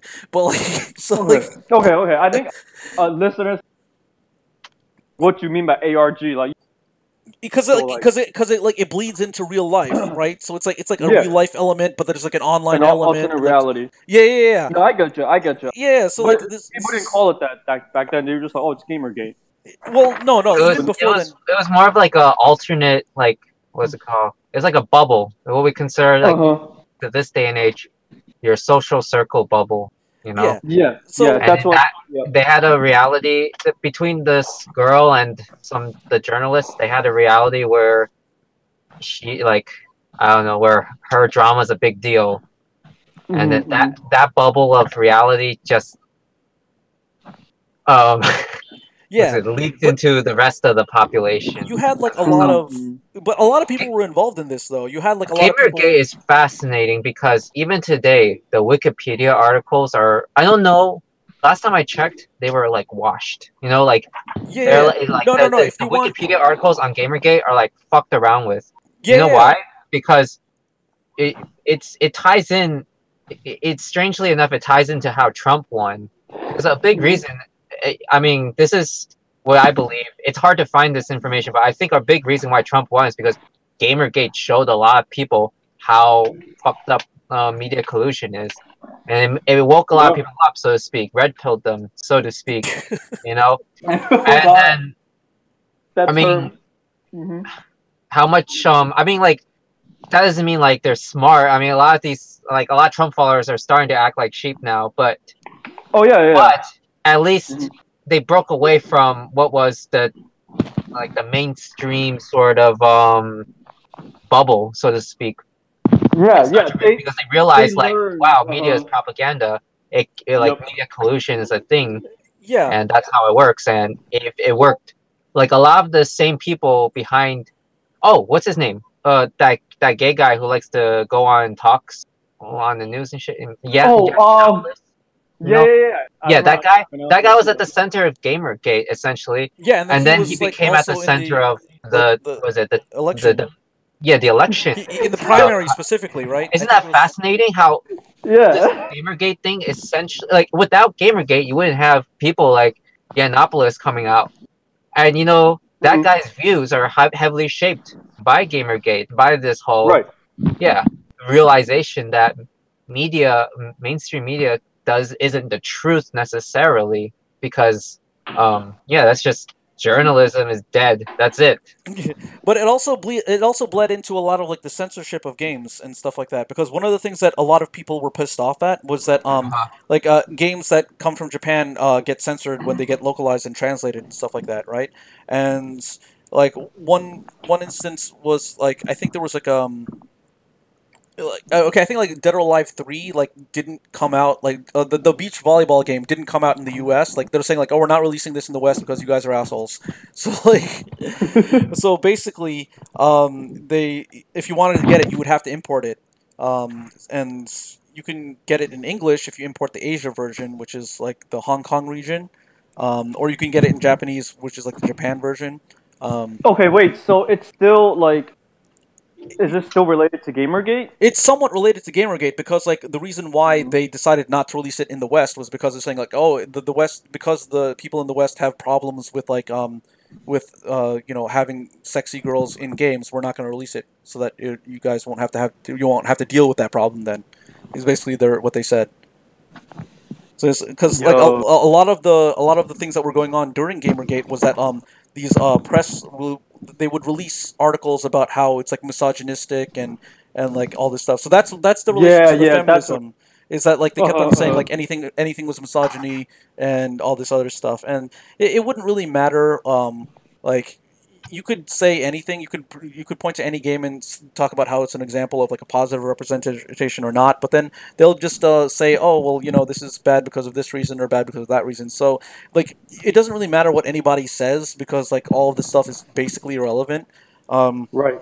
the way I was trying to approach this topic here was that it was like an ARG, because you had like, similar to like when Halo was releasing the I Love Bees ARG.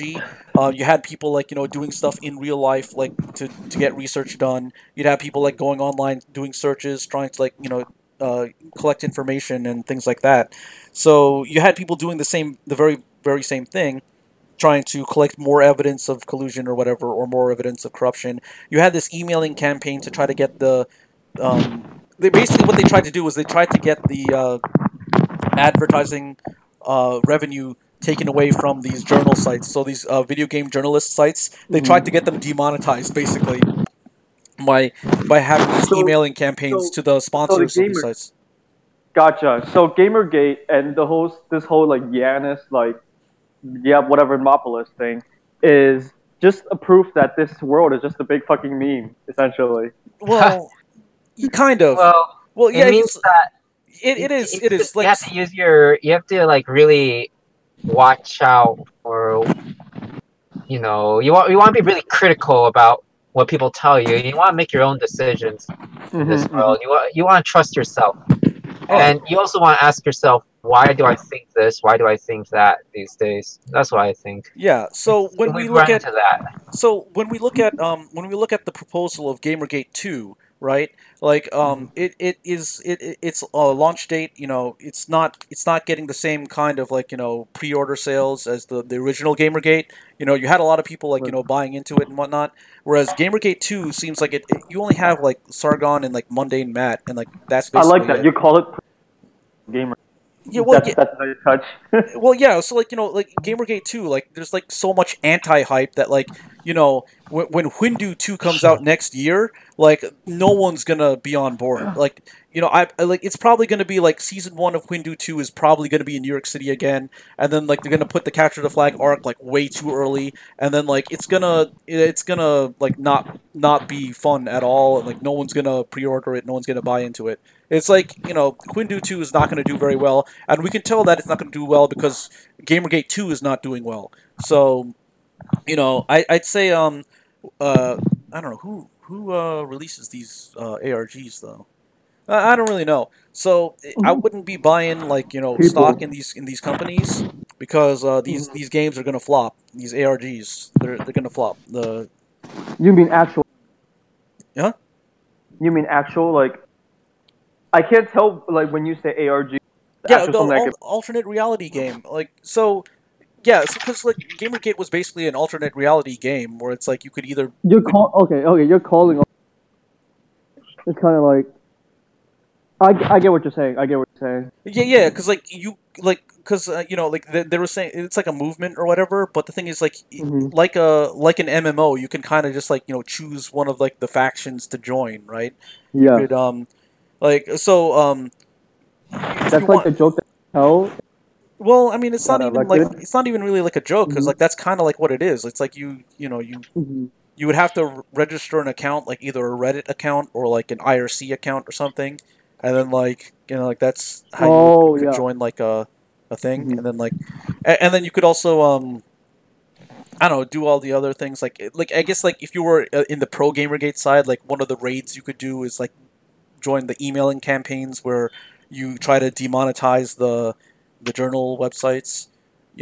That's what you could do, and then if you join the if you join the anti Gamergate side, what you could do is you could like try to find out like who Gamergate people are and like kind of try Yeah. to Yeah. shame them by saying that they're Yeah. misogynistic, and then like Yeah. You're saying there's a lot of parallel to, no no and this is pretty much like a game. no I'm saying that like it basically is. That's basically what it is, right? So like Okay. Okay. yeah, so I'm just like giving like a review of like this Mhm. ARG, right? So Mhm. original Gamergate, I'd say like a lot of people sunk a lot of time into it. A lot of people had a lot of fun with it and whatnot. Like if IGN reviewed this as a game, they might give it like a 10 out of 10. Like, but with Gamergate 2, they don't have the same they don't have the same marketing. They don't have the same I think like the developers have even been changed this time around. uh, you have some of the same developers, but like it seems like most of the dev Right. team is not on board. So it's not gonna have like the same amount of momentum to it. It's not gonna be the same. Yeah. So, Mhm. so like for Hindu, for like He Will Not Divide Us, that was like a similar thing where like you had like a very large you had a very large Oh, that's what you're saying. yeah, For yeah. Hindu, he will. He Will Not Oh my Divide god. Us. So, okay, like so the first He Will Not Divide Us, which came out like I think it came out like last year, or was it last year? Mhm. So what is he, like He, a hashtag or just a meme? no, it wasn't a Mhm. hot hashtag. It was a meme in the sense that like Mhm. you had so yeah the first season one was in like New York City where you had like 3 weeks of like having a live feed outside of like the Yeah. Museum of Motion Picture or something like that, and Shia LaBeouf was the one who put together this project in cooperation with I think Jaden Smith or something, I don't know.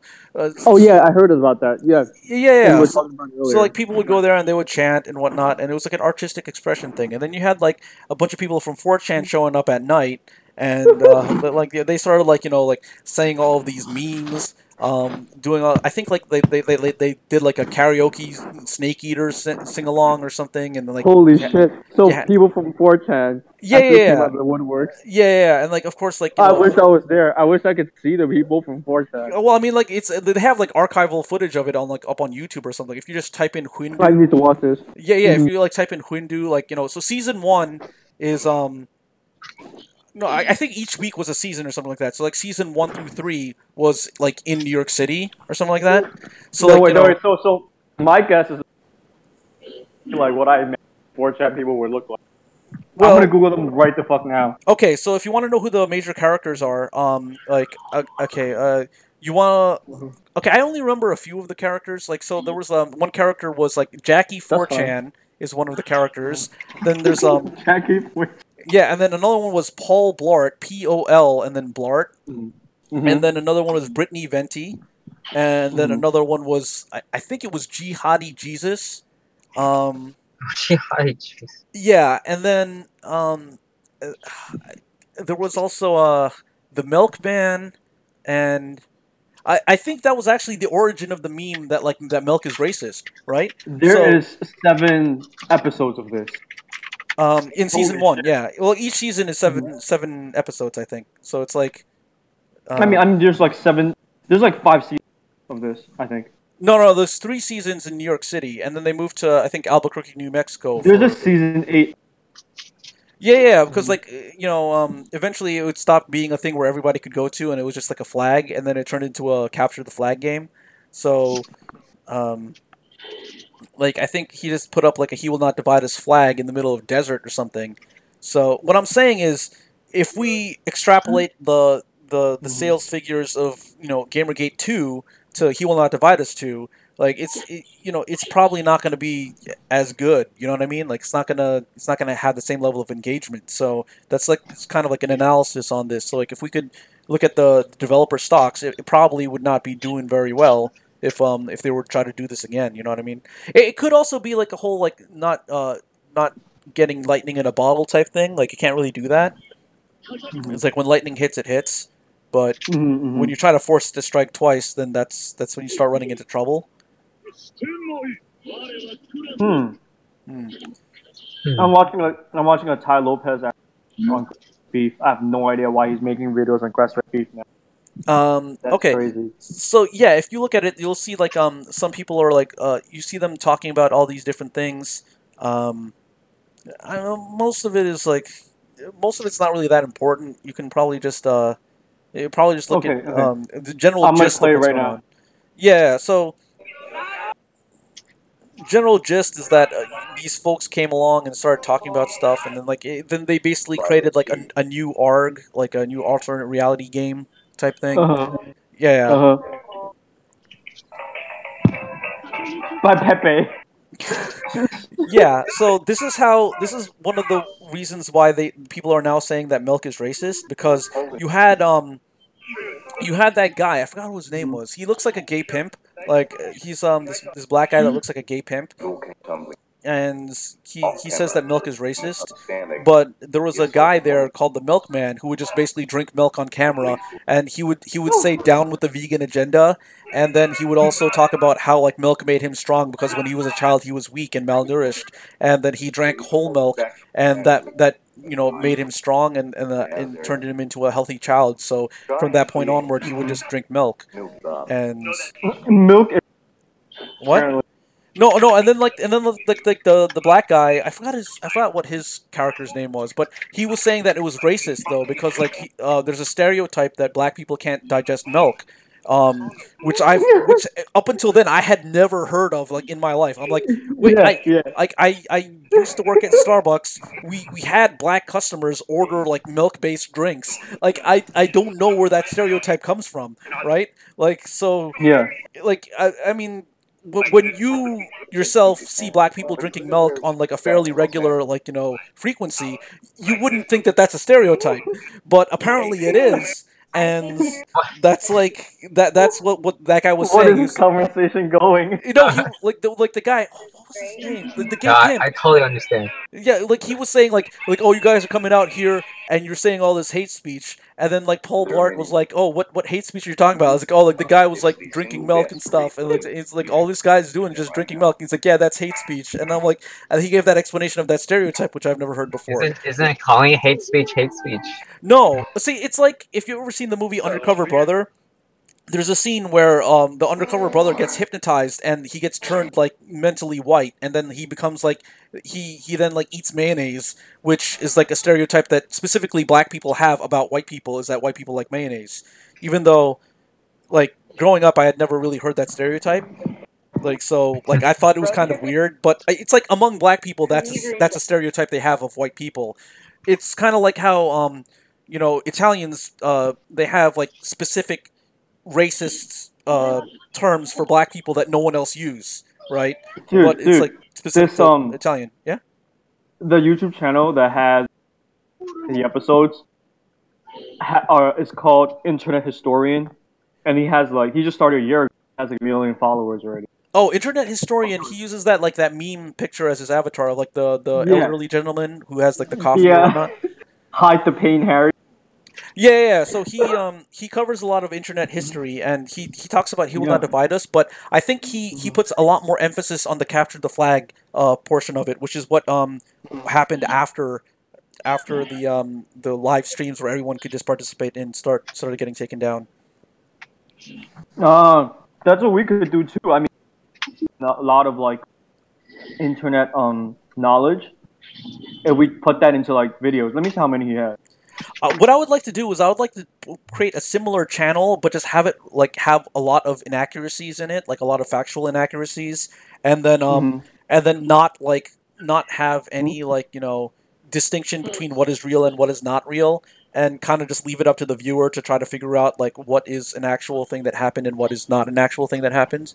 So, internet historian, as I understand it, he has knowledge of it, but he's also putting in like video clips and screenshots and Yeah. and cut in images and what have you. Whereas I'd rather just talk about stuff that happens and then let people like use their should do that. imaginations to picture in their mind's eye. Like Yeah. it's like I'm putting the ideas into their head. So if you listen to what I'm saying right here, you can like just imagine what I'm talking about, and then if you do that, your Minecraft base is going to be okay. It's not gonna be destroyed by these bots that I have ready to go. If you Okay, we gotta warm people up to side. You gotta warm people up. Like, yo, his videos are like green text, Ryan Gosling grocery. Yo, what if we just had a channel that read green text from 4chan? Like that's it. And just had like pictures of it. Yeah, I mean that would probably work. I guess. I mean, I think No, that's dude, probably it's gonna get us money. I mean, isn't reading super chats essentially just like the live version of like reading green texts at that point? Yeah, but right. Okay, that's true. Yeah, I get you. You know what? There were some like things that like didn't become copy pasta, but could have been copy pasta. Yo, there you go. That just started a video. Yeah, but the thing is, like, that you it's like didn't know. like things that I remember. But like the thing is, I don't have screenshots of this. I don't have like I didn't save these threads because I didn't think that We should do internet like our best effort to search them up, and then be like, all right, here's what it was like. Here's what I remember. Well, I mean, I'm talking about specific 4chan threads where they were just hilarious. But like, I don't know. I don't even remember the date that I have to go back to because it's Oh, we don't have to find any. Oh yeah, best find yeah, it. well, I mean, okay. So one thread that I remember that was pretty interesting that I thought would end up getting like because a lot of like really like threads that became really popular would get archived or not archived but written about on like Encyclopedia Dramatica or something like that, right? Yeah, like which is pretty much be. Yeah, so it's like Uncle Anon, like the guy who was talking about how he was like babysitting his niece, and then Oh God. You know about Uncle Anon, so like that's all I have to say, right? So that I actually don't know, but I don't know if that's the right kind of material. But like that has an Encyclopedia Dramatica article on it, right? And then you have I'm looking it up right now. the guy like the male nurse who works at like a house, and like he ended up had to take care of like a little girl who was in a car accident and had her one leg and one arm amputated or something like that, and people can't tell if it's a true story or if it's just like someone making stuff up. But like it was a very very interesting situation and story, and it's interesting how like people reacted to it too, right? Like where normally everybody would have just people on 4chan would just be an asshole and suggest that he do like really messed up stuff. Whereas instead, ideas. Yeah, whereas instead you actually had people who were like, actually coming up with ideas to help the child and like, oh, these are good things that you could do to, help her, like to, mentally get into a better headspace rather than, because she was like abandoned like by her family according to the poster. So that was another interesting thing, but those were archived, right? Like that's like stuff that people can just go and look it up if they want to see it. What I'm talking about are like these threads that I've seen, but I've never seen again. Like, and I've not seen any archive or something, and I myself had not saved them. So one of them was a pretty comedic one where like it's like a picture of Beethoven writing a letter to Mozart, and there's going to be a little bit strong language here, but he would be like, like, oh, you think you're really cool, but I'm the best classical musician ever, F you. And then Mozart would reply to Beethoven saying like, no, you're not, you suck, blah blah blah, and then it's like the classical musicians talking all of this like nonsense to each other and getting very very belligerent in their correspondence, and then other classical musicians started getting in on the the email chain or whatever, and started started saying things that were mean to the other classical musicians. I got you. Yeah. Then Elvis came in, and Elvis started replying, and they would post a picture of the musician who's making the reply in that thread, which is like very very funny. Another thread that was really interesting was when it was basically there's a Yahoo Answers question where someone asked if is it safe to go to a coffee shop by yourself, or will people think that I'm a lonely weirdo if I'm the only one there? So someone had posted this question on 4chan, and then people were responding with like, never go to a coffee shop by yourself. It's extremely dangerous, and you really should never go to a coffee shop by yourself. It's like, and then of course you had the one person copying the response from Yahoo Answers and saying like, oh, I never go to a coffee shop by myself. If I ever saw someone at a coffee shop by themselves, I would probably think that they have very severe emotional or mental problems. And then and then someone posted a response recounting the one time that he went to a coffee shop by himself, and he was saying one time I was in a coffee shop by myself, and the manager came up to me, and he was saying like, where your friend? You got stood up. Don't worry, it happens to the best of us. And then the manager started walking away, and then when I said no, I don't have a friend, I'm just here by myself, the manager quickly turned around and repeated, where your friends? And then and I said no friend, I'm here by myself. The facial expression on the manager looked very. He started looking very angry and saying and then what ended up happening was he was saying stuff. It's blah blah blah. You sitting there some lonely he was speaking a lot of slang. The manager, he was saying lonely person. I think he said something lonely ass N-word who ain't got his dick wet in a year or something like that. It was really really absurd. Playing up the whole lonely thing. And then it's blah blah blah. And then the guy was like, oh, but that guy over there is by himself. And then the manager's like, that guy a fixtures. He got a MacBook and I remember he said that, and then eventually the guy had to leave. He got kicked out of the coffee shop for breaking the rules of being there by himself. and then someone replied saying oh, we should stage a sit-in where everybody who wants to go to a coffee shop by themselves goes in and sits in the coffee shop refusing to leave. However, if we did that, they'd probably let us stay because we're not by ourselves at that point. Because yeah, that's so dumb. Yeah, but it's one of these just dumb threads that doesn't really. It's nothing really important, but it had a very interesting charm to it. You know what I mean? Where it's not just the same memes getting posted over again. It's something that was somewhat interesting. And 4chan, at least they're. What happened? I said 4chan, at least they're original, instead of repost the other social media websites are. The thing is, that's how R9K originally started, right? So Robot 9000 was originally a version of it was a board on 4chan where you would get banned if you ever posted something that was an exact replica of a post that was made before. That was the rule, right?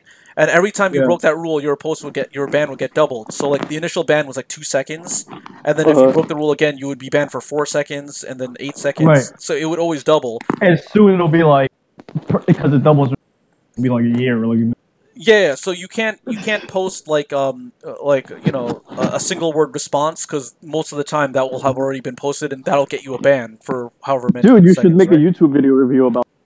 Well, I mean, there are a million different YouTube reviews, and this board's been around for a long time. So this was the original start of that board, which is basically that was like the rule, and then it was described to me as like being like a slightly more intelligent board, one of the more intelligent boards on 4chan. But that was around 2007 or 8 or something like that, right? Wait, I think What happened? the collector was gonna say something. Collector? I don't know. Yeah. Nothing here.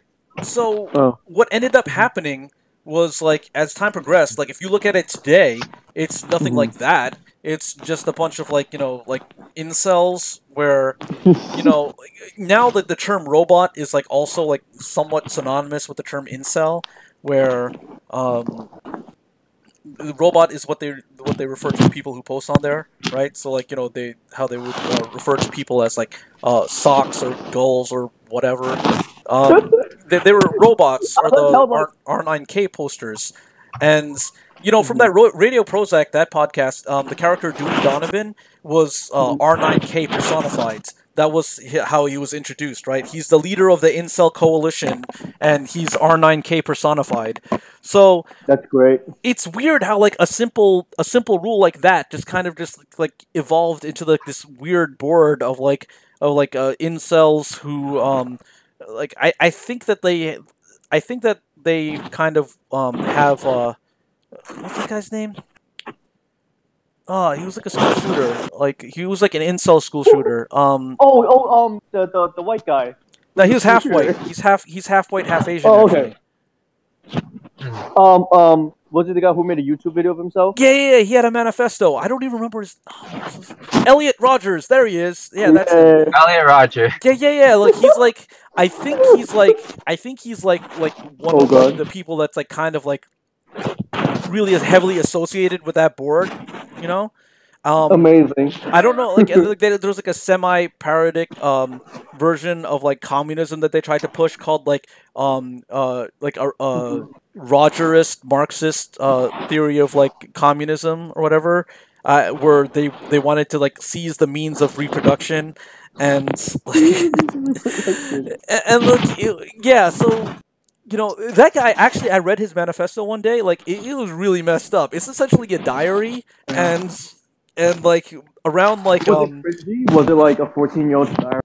No, it was like it was just like a diary, like, chronicling his, like, life, like, his like, semi-happy childhood, and, like, he talked about, like, towards the end, like, he's really, like, kind of losing it, and it's, like, he's really upset. Like, he spent, He thought that like one of the ways he could get a girlfriend is by becoming rich, so he tried to come up with ways of like becoming rich.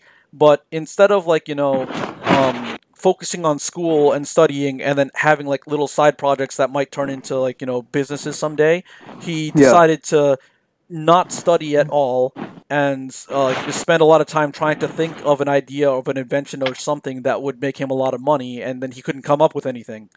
And like that's not a very effective method because, well, first of all, in order to get inspiration for something, you have to be out and about and doing things in order to expose yourself to things that will spark an idea, right? No, it's kind of like me right now too. It's like, yeah, I really shouldn't quit my job and like not do what I'm doing as much as I like not doing well and I don't like it, and that'll probably give me inspiration to do something. Versus if I just like dedicate myself just to my side stuff, then it's like I have to give myself like discovery time to really like just have a normal life, because that's where inspiration comes from. Yeah, I think like people who don't dedicate so much time to normal life, like at some point you're just either gonna be like pulling stuff out of your ass or becoming a circle jerk and like living your own head. Yeah, and it's whatever you make, you think from like, but like that's the difference between like like Elliot Rogers and Mark Zuckerberg, right? Because Zuckerberg eventually dropped out of college to focus on Facebook and the Facebook business, which is a good move.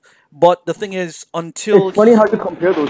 Well, the thing is, until he had Facebook, until he had that website and it started picking up momentum, he was still focusing on college, like Yes. So he was still attending college and would have been on like a normal path until the Facebook one. Like, it became apparent that, like, this had, like, a lot more potential than just like a random like a contract gig, right? So Mm-hmm. so he ended up like I don't know what he did. He stole some kind of like legal right or something. I don't know exactly how it happened, but he All the ended up sharing and becoming the whatnot. CEO of Facebook, and then like he went from there, which is Mm-hmm. extremely different from the strategy employed by Elliot Rogers of just saying, okay, I'm gonna just still be Shoot up enrolled a in school. classes, like still be Mm-hmm. enrolled in school, but not do Uh-huh. any studying or preparation for any of the exams or anything like that, and then just try to think of an idea that will make me rich. And then he couldn't come up with anything in a week, so then he decided to like buy like a bunch of lottery tickets, and then lost the lottery, and then lottery is a very poor investment strategy, like Yes. in general. But Mm-hmm. and like yeah, so like it was really weird. So like R9K, that's kind of like an Elliot Rogers esque vibe, kind of. I don't know. Um, I'll hit Escobar. well, yeah, I mean, like ultimately, like he spent like a lot of money, like just wasting it on like buying guns and ammo and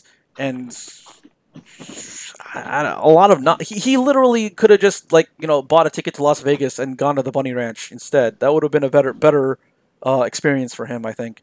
Like That's true. like if you think about it, that would have been more logical, right? Like just do that, and then like Any you're any listeners, if you're listening to this, and you want to shoot up a school, don't. yeah. Instead, take the money, go to Las Vegas, and go to Bunny Ranch. Yeah, it's like a couple $1,000 that you're gonna spend on like guns and ammo and like all Right? your preparations and all that nonsense. Like, why not spend it on something Exactly. that Mm-hmm. it's like how I viewed like gambling versus video games, right? So Mm-hmm. a lot of people like playing slots, going to Atlantic City and whatnot, or Mm-hmm. Las Vegas. And playing all these gambling games, like these machines that like have a lot of colorful lights, but like you're really not doing all that much. But they're saying like, oh, even though you lose all the money that you're gambling most of the time, it's a fun experience, right? But for me, like it's kind of boring because you don't do all that much. The animations aren't all that great, and it's like, and your probability of winning is not all that high. So I'd rather spend $60 Because on a video mhm. game that is good. Like I recently started playing Near Automata, and I love it, Yeah. right? And Oh I'd yeah, rather, dude. There's a shit yeah, I ton of think like that, reviews about it too. huh? There's a shit ton of reviews about it. I Thing don't too. know. Like it's like just a fun game. Like, but Mm-hmm. I'm not saying. Oh, I'm not. I'm not suggesting.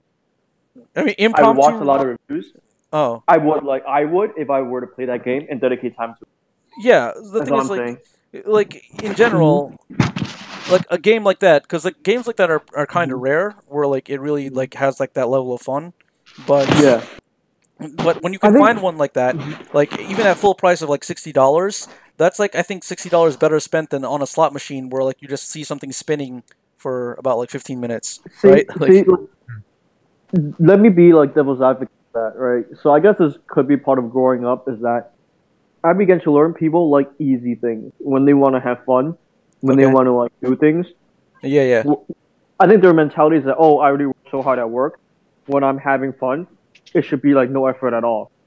uh, So like that's why when they Twitch play a is game, popular. Then, like that's probably why Twitch is like, well, that's what like Dick Masterson, for example, he well, says, well, yeah. So like if they want to play a game, they don't want to like think. In essence, like they don't want to care about the character and like try to survive and like kill these monsters or level up. They just want to know if they win or lost really quickly. And then, but for them to like get that like emotion, the high of winning, there needs to be some investment into it. And the investment, they don't want the investment to be their time. They don't want the investment to be their emotions and caring about the character. They kind of want it to be something else, so they just have it be money. And then what happens is when they lose, it's like okay, that's like a downturn, but then it just makes the high so much better. So it literally gambling becomes like a drug almost, oh, okay, but easy because it's instant feedback. It's just I pull a lever, it makes me feel like I did work, even though like it's artificial. Like it could very well be like a tiny button. It could be a touchscreen, but no, I want a lever. Or I'm sitting at a blackjack table and I tell the dealer to hit me, even though it's like a fake decision. You know what I mean? yeah. I think maybe it also depends on the person too, because like for me, Yeah. Nier Automata has like this like very strange like combination of like, you initially play as 2B, who like is like this girl who like wears these boots that are like extremely shiny, and like but the game is really fun to play at the same time, where so it's not just like a game with like where they throw some random waifu in there, but then like the gameplay sucks. Like it's Yeah. actually pretty the game itself is Random actually pretty waifu. fun.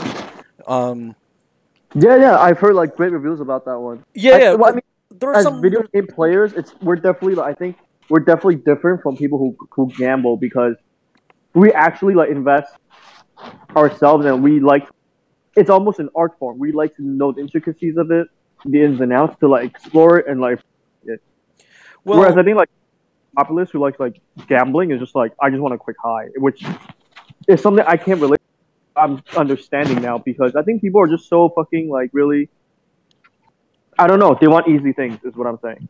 yeah, I get what you're saying. So when Dick Masterson described Twitch, he was saying like, I look on Twitch and I see these two. The way he described it, it's like these two assholes are playing the original Legend of Zelda on the NES without Yep. swords and seeing who can beat it faster. And I instantly Yep. get it, like, because like it's Yep. not you're not like, I guess this is like the watching sports thing. It's like you're not exerting the effort, but you're seeing the action happen. So I guess that must be it. But the thing is, I think for sports, there's not as much stuff going on, so that's Yes. why I'm bored watching sports. So I actually agree with like in football, like there's a lot of strategy, a lot of like physical activity, exertion, stuff like that. The ball has to be thrown with rifling, right? So if you look at football as a sport, like yeah, it is pretty complex and there's a lot of things going on. But the thing is, that's only something you really experience like playing it, right? So like if you throw the football, if you rifle it just right, you can get that ball going a lot further than if you like kind of flop it, right? So that takes a lot of skill, and then like also these guys have to be extremely strong. I personally wouldn't play football because like there's like a very very high possibility of like getting brain damage if you play football a lot. What? It's pretty much the game. Oh. Yeah. No, I'm saying that as like a snarky way. Yeah. So like, but the thing is, watching it, I don't get the entertainment of it though. Like like I see the ball getting thrown, and I'm like, okay, that's cool. But I guess what it is, it's like it's more subtle than what the TV picks up. Maybe I'm not sure. It could be that. Also, baseball is like very slow paced, I guess, when it comes to like watching it. Yeah, no, I hate sports. I agree with you. Sports. So I actually want to say this when you're talking about how you didn't like to watch esports because you didn't like to watch sports anyway. Yeah. For me, like, because I grew up a gamer, it's like, so now I don't watch esports like alone, but I like being at the bar or being at Waypoint when people there watch esports. Because for me now, it's like, oh, we're all cheering together for this one like New York team, and like as I watch it, I probably can't even follow along like the moves that happen. Oh, I can like somewhat get what's going on. And till this day, I've played one game of Overwatch. So for me, it's like I like the environment of watching it, and I can admit to that. I'm not like, oh yeah, like our team won, and like we're the best, and like I'm like a total like esports like fanatic, and I play this or whatnot. No, not really. I just like the energy of it. Yeah. Okay. So there, at that point, it's not even the what you're watching necessarily. It's what you're watching is more of like a background type thing almost. Oh yeah, for sure. It's like a pretext for the gathering, right? So like a exactly like a Super Bowl, it's like a pretext for gathering, and then like for me, I get to meet my friends and eat some good wings and nachos, and I got no problem with that. But I wouldn't by myself watch the Super Bowl though. Right. Unless I had to do so for an assignment in elementary school, which I had to do once, which was super annoying. Oh, man. That's so dumb. No, I wasn't even watching the Super Bowl. It was listening to it on the radio. That was like a homework assignment I had. Like, it was so terrible. Sorry. Yeah. So,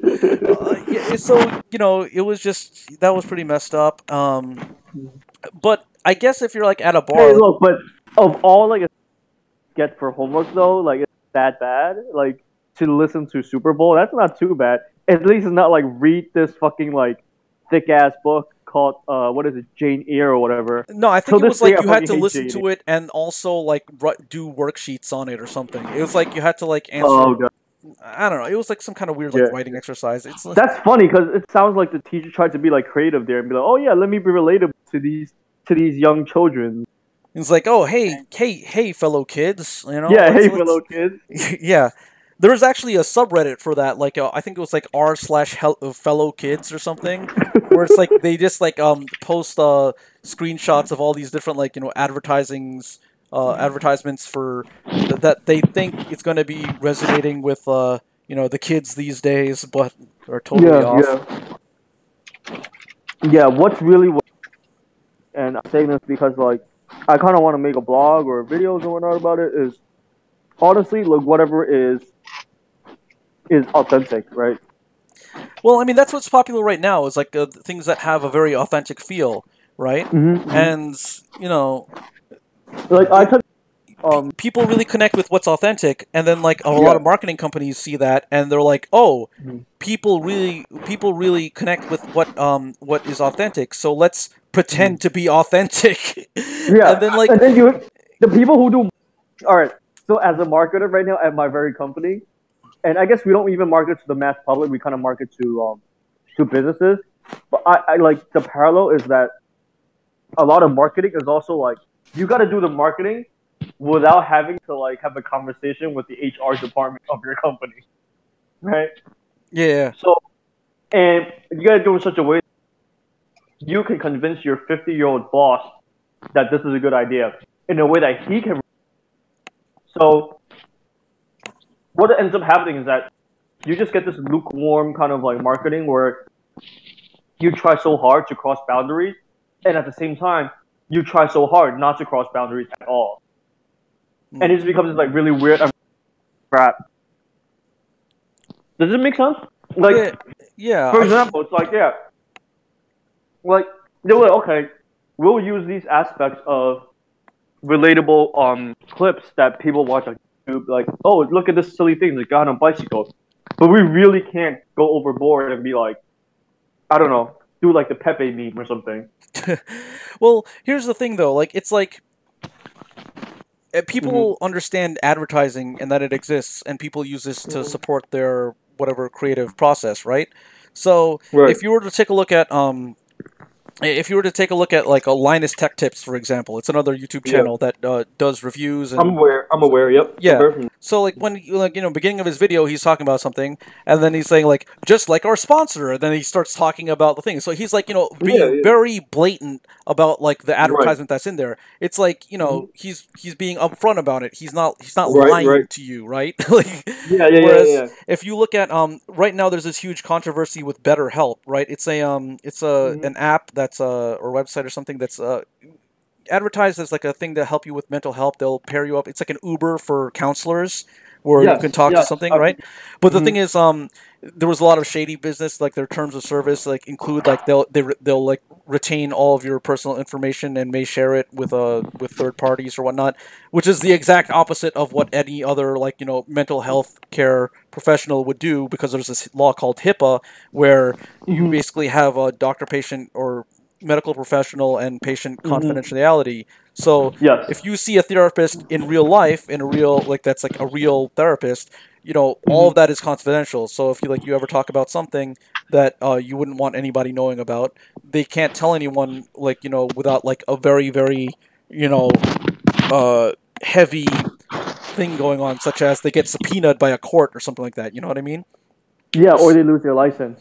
I think a lot of here's the thing, like there's a lot of like new startups like this definitely break the fucking law all the time.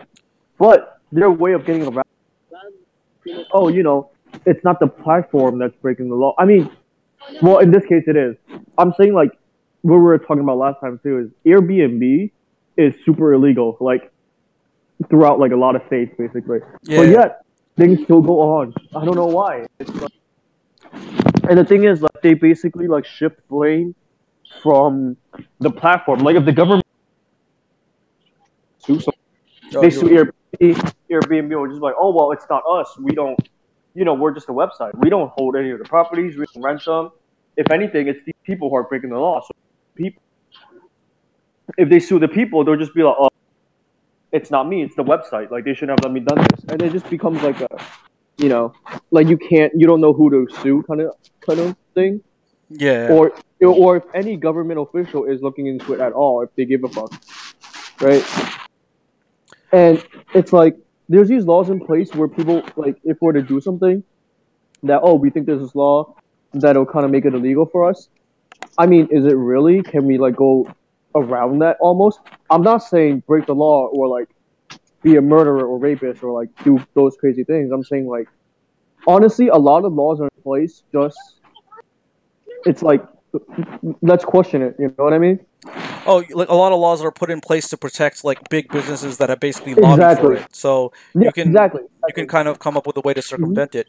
But the thing is, I think like the Yeah. HIPAA law is specifically to protect the patients, right? Oh yeah, no, for So- sure, for sure. That is so something I agree with. In yeah. this case, the reason I brought up BetterHelp is because the way that that's being marketed is a lot of YouTubers. I think even PewDiePie talked about this. Like a lot of Yeah. YouTubers would say that like they have been dealing with depression, and then they use BetterHelp and it helped them out or something like that, right?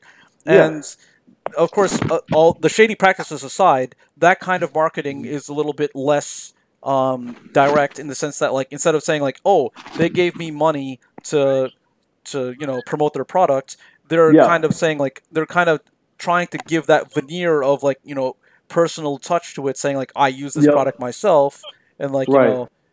and it helped me, and Mhm. it's like genuine like they almost as if they would promote this product if they weren't being paid to promote it, Well, kind of thing. no, exactly. No, I get it. Yeah. And it's Which I can understand, but the right. thing is, like, there are some products that like they're so good you'll be like, oh yeah, I would recommend it even if they didn't pay me to because it's that good, right? Or there's products that I use that I would say, oh hey, like I use this product even though they don't pay me to say that I use it, but this is what I use and it's been doing okay for me, and I would say that not necessarily to promote the product, but to say that like this is the product that I'm using and I think it's been doing this good, and then someone else could respond saying, what would work better than that is this other product, or someone could say, hey, I'll try that too. I'll let you know if it worked out well for me, and if it doesn't work out well for me, then you may want to reconsider it yourself, right? So it's like more of a two-way street type of thing when you kind of do that, whereas when you're getting paid to promote a product, it's like more of a one-way thing. Yeah. Where if you're I direct definitely about it, agree. you're basically saying, all right, well, I'm trying to encourage you to buy this product, which is more honest. And I don't know, it seems that people are generally okay. Like if you look at the bully hunter thing, like the hunter thing is now like an excellent meme, right? We always What's the bully?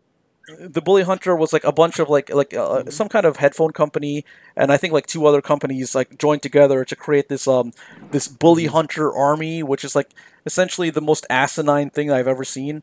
It's basically you had these girls who would play like Counter-Strike or something, and then if these guys were like on the voice chat like saying like a lot of misogynistic things, a lot of like sexist things, like sexually harassing them by saying like, oh, blah blah blah, like saying things like that, like saying like, oh, you want to get raped and stuff like that.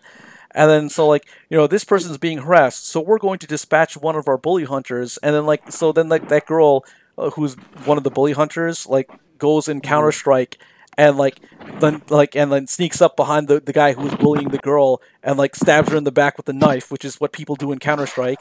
Which it's like, okay, so that like I guess that adds one death to his like kill death ratio, but like it doesn't really do much. Like Yeah, that doesn't solve anything. yeah, it's not going to stop someone from bullying. Like, if anything, if you kill somebody and that pisses them off, they're just going to, start, like, talking in a more severe tone and start saying even meaner things, right? Like, it's not going to solve any problems. That's so like that.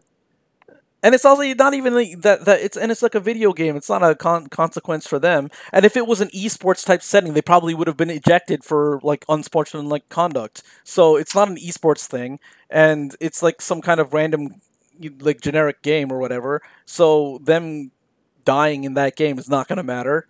So it was like a terrible, terrible marketing campaign.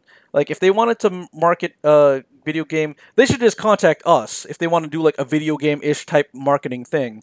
Um, we'll be able to give them better advice. We'll tell them things like look at PewDiePie and how he shills that chair. Say like can you do this? It's like a meme now that gets posted a lot, but that meme gets that chair free advertisement. So, but Hey, my other phone ran out of batteries. I just joined with my other phone. My yeah, second phone. yeah. Man, we've been going for like 2 hours now. This has been a pretty long show. We've been covering a lot of topics all over the place. Esports, Wow. Twitch streamers. I didn't even get to read my Ruby fan fiction. We could still read it. I mean, I'll- the point of having a list is like not so that we need to complete it. Is like yeah, in it's like case we have dead air. well, this is So basically like yeah. topics that would just generally focus on and like. Mhm. I could- We can focus on it. I'm just like too tired. I think we should just save that for next week. I probably can come up with even more ideas because this is like Awesome. as we journey through the internet, we can gather more things. Like I don't know. I think Yeah. something is probably going to happen between now and next week that we can talk about. The thing Mhm. is, I don't know. We gotta fix up our SEO on Twitter and on YouTube. Mhm. So Okay. I think we gotta do some research into Mhm. that, and then we can talk about SEO and how that works. Yeah. Hey, you know what was probably a very strong keyword? Maybe What? we should just start talking about it a little bit. The event that happened yesterday in New York City, where there was like a bomb thing going on. Then Yeah. there was like what was that like how many bombs got sent, or I don't know if they're like bombs or duds. They got sent to a bunch of politicians and all that. Oh yeah, I read that on Reddit. And I got a bunch of I don't know if you got those text messages, Andrew, but I got a bunch of warning emergency alerts on my phone. Holy That's shit. how it's happening. Did you get So those? basically, what happened was a bunch of bombs were sent, but they didn't. None of them went off, right? As I understand it. It was, it's actually like, yeah, it's hard to tell what's happening. I've read various news articles already. One of them, I forgot which one. It was like I think it was like a mainstream source said like this was the first bomb, which was got sent to George Soros. Yeah. It's hard to say if the bomb works, but it was alleged that a bomb squad detonated the bomb while it was like in like a contained detonation in order to defuse it. Mhm. Yeah. But then the next, like, what was like 4 bombs, they did not do anything like that of that sort. They just no, they just took X-ray pictures of it, I guess. I don't know. I heard that I don't know what they did, I've but heard it was one response. Just going the. Well, I've heard one response being skeptical about it, saying that it might have been like a kind of like intentionally done, but like just kind of like a false flag type thing. yeah, like Like, like almost like an election stunt, you know? yeah, yeah, Election I've heard stunt that. I've heard that to make right reaction. wingers look crazier. And it's just like saying like, oh, you better go out and vote, or you see these crazy fucking right wingers gonna start bombing all this shit, you know? Could also be like a anti-conspiracy theory move. I don't know. You know, like obviously all the targets are, people that alt-righters want dead. You know, probably. Yeah. Oh yeah. So It I didn't like Bill Clinton But or Hillary Clinton get it too or something. Yeah, I think so. Yeah, Obama, but the thing Debbie is, Wasserman Schultz. no one would actually these bombs would not actually get to the politicians though because they have people checking their mail for them. Yeah, that You know what I mean? Like, allegedly that's how it. That's how all of these bombs are intercepted. Allegedly, is that each person's Secret Service team, found it before anybody, had contact with the bomb. I guess. And also alleged. Well, the articles don't really go into detail whether the bombs actually worked or not. They just said could be dangerous, had gunpowder in it or something. I don't know. It's a weird story. I'm not gonna like rule out that it was just some crazy like autistic right winger just decided to like do this or something like that. I don't know. Like that's still a possibility. They did show pictures of the bombs. I mean, it's like nothing doesn't make sense. Like so far as just rule that out yet, but Yeah. it's kind of that's an interesting story. And but I digress. This is all about search engine optimization. What kind of words do you think people would use to look up details about this story? Obviously, we're coming in like past the apex of the popularity of the story. The apex of popularity was like right when it happened. Dude, but that's fine. We we're can still give you a probably review on it. writing that. What's up? Actually, yeah, no, that's fine because so here's a value. You guys are right in the middle of it. You guys are in. Oh, I don't want to review where you guys are in now, but you guys are very near when that happened, where that happened, Yeah. and you realize that a lot of people who like, because right now I'm in Texas. Oh, you just and- heard about it? Yeah, exactly, and I want to get like people's perspective on it who that happened near it, Yeah. And I don't know if you guys would even get more information than we do aside from the news, but it'll just be interesting to like get your perspective. And 99% of people don't live where you guys live, and I'll you guys tell you live that. pretty much in the center of the universe. Well, not 99. Well, New York is interesting. It might sound like what's the word, like haughty to say, I guess. But a lot of if you start a trend in New York, I feel like it goes really far. Like if it trends in New York, it'll go far, at least as far as like America goes. Oh yeah, dude. Now that I moved away, I definitely see the whole like belief that New York is a magical city, and like there's something magical about it. And I really mean this like 100%, because everything out here is just like so fucking boring, Yeah, New York has like- that grassroots potential.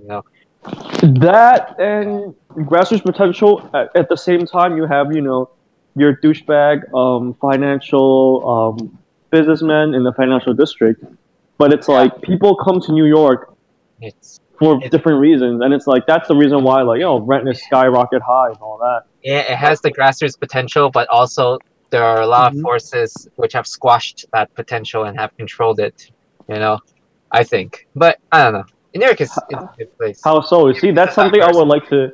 I don't know. I think New York is a meme city, and like, Meme city. yeah, it's like a meme city. Like, it is a meme, right? Like when it comes to It's a huge meme. New Year's, they got like the New Year's meme. Yeah, they got that ball. Yeah, that like the whole Times Square ball drop thing is a meme. Like like it happens and then everybody crowds around it, and it's like not worth it at all. Yeah, And, but the grassroots part is if you start, let's say you start a meme somehow during that ball drop, it will spread to people like worldwide. Like I don't know what kind of meme you would start that day. Like if you turned the next fidget wobblers or some shit like that popular that day, maybe it'll pick up a lot of traction.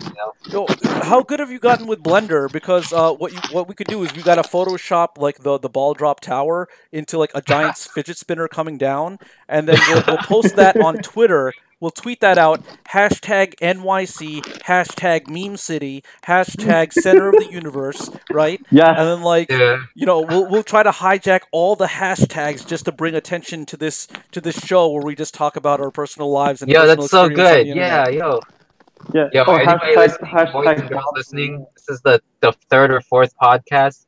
Yo, Ethical Prince here is a master of business, you guys. Yeah, I am a business what he guru just in said training. there, I'm a fidget business. spinner, ball drop, toy, or whatever the fuck for tourists. That oh my god, you just came up with that, right? That's fucking. That's Well, genius. I basically Yeah. see the thing is my creativity is very limited, so I didn't come up with that like on my own. It was that like you guys are talking about fidget spinners and the ball drop, and then I just put them together. So like technically, I just took things that were already spoken of and just combined them. And now it's a story. And Well- now it's our story. Yeah, that will definitely get us promoted. So I don't know this what that sounds would look so like. bad But to say. it worked. we should start like just creating a list of like hashtags to start like using, and then like or maybe just start tweeting them. I don't know. Like there's like a tweet Did deck or you- like a tweet like scheduler or something. We could probably start using one of those, and then Yeah. Did you see one of our fans in the Discord channel hashtagged business or like business tips. what was the hashtag? Business tips. Yeah. Yeah. Is that one of our fans or is that No. That's the hashtag. We're the first ones to use it, so that's our first official hashtag, I guess. Whenever we So had that's one of our fans. yeah, because like I had a dream where I was talking about how chocolate chip cookies, it says like double chocolate, but you don't necessarily get twice the number of chocolate chips per cookie in that chip. So like it was a very strange dream that I was having after having binged watched all of these like Ruby review videos, and then for some reason that was my dream, and then I woke up. Dreams that Tentacle Prince had. Yeah, and then I woke up and then I realized, wait a minute, double chocolate refers to like the cookies that are made with like the chocolate dough and have chocolate chips. It's not advertised as like a cookie with double the chocolate chips. Holy shit! I never knew that. But then the thing is, I'm like, well, I still gotta tweet it anyway because I had a dream about tweeting it. So like, Dude, is that the truth though? Is that the truth? Is that why it's called double chocolate? No, I think it's called double chocolate because it's like the dough is chocolate and it has chocolate chips. I think Right. I didn't even know that. Well, I think usually it's like I don't think they just double the amount of chocolate chips in. What was in the dough before chocolate dough? That just regular dough? Well, chocolate chip cookies is like a cookie dough and then it has chocolate chips added to it. Well, I know what a chocolate chip cookie is, Tentacle Prince. Yeah, but I'm saying like we get but it's like a chocolate added to the dough itself to make the dough chocolate. And then they add chocolate chips. So what the hell? Chocolate. Dude, this is blowing my mind right. You can't be telling me that. This is actually blowing my mind. Yeah, but I didn't know this. In my dream, I was not like Mm-hmm. I don't know why. I was thinking like, oh, the reason why I was going to explain this tweet, which is like kind of like a joke tweet, even in my dream, where it's like, a double chocolate chip cookies don't necessarily have twice the number of chocolate chips in them.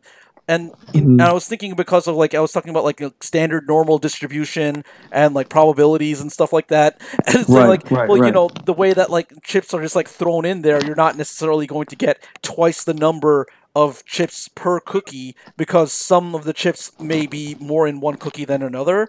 So you wouldn't necessarily get twice the number of chocolate chips per cookie in double chocolate chip. And then I woke up. And then, like, my conscious thought, I'm thinking, like, double chocolate chip cookie is when you have, like, a chocolate cookie that has chips in it. Like, that's not... and I'm like, oh, this is just such a weird dream. And realization afterwards. And then that was the story behind that tweet. And that is the first tweet of our hashtag, I think, business tips. That is deep. That's deep, dude. That's so deep I can't see you anymore. Holy shit.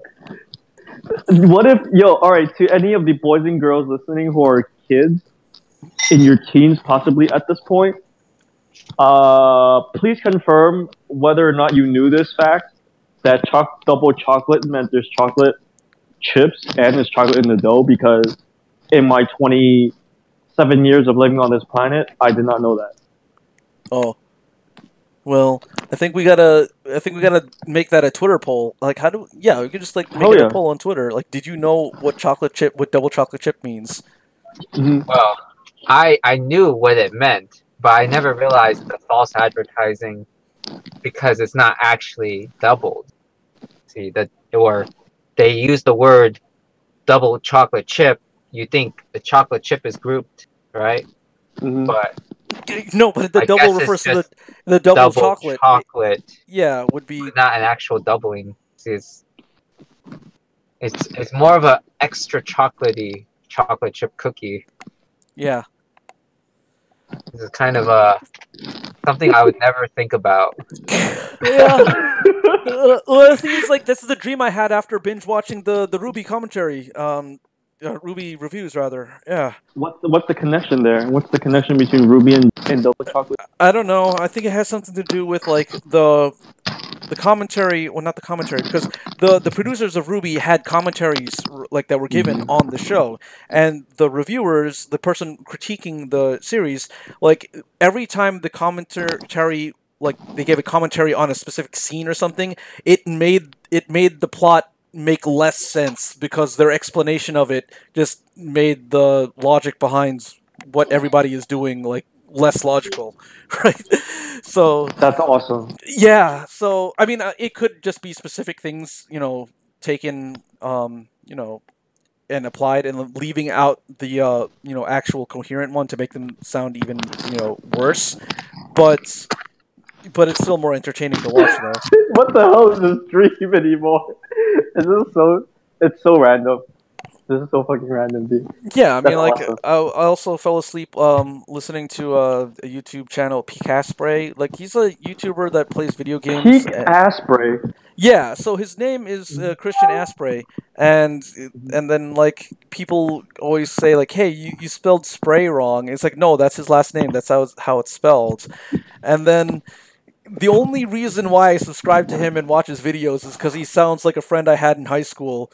That's literally the only reason. I sent a message saying like, "Yo, did this guy like?" And as I understand it, he's a Canadian, so he probably used MSN back in the day. But like, I was like, "Oh, did this guy just move to Canada and change his name and start a YouTube That's channel?" awesome. That's awesome. Yeah, he's actually Yeah, and we're doing that now. he's actually got way more subscribers than we have, even though he talks with like a very unenthusiastic voice.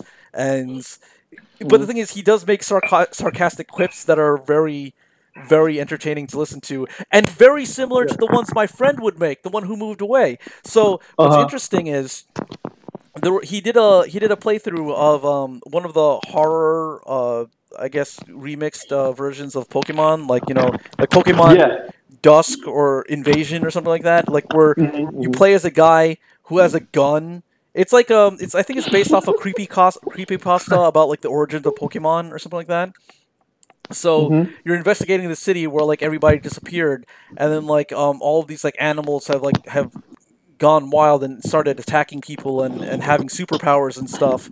And like I guess it's like the Pokemon are happening, like the animals are turning into Pokemon or something like that, right? Right. I get that. Yeah. So you get a gun, and I don't know if this was the game that he was playing that had this, but because there are a bunch of different like Pokemon horror like games, but I think it was this one where it was they were broadcasting something on the radio, or it might have been one of the zombie ones instead. It was probably a different game. It was probably a different one, because what happened was like they had a radio tower, and then they had like a moonstone or something that they had plugged into the radio to release waves that like to do something.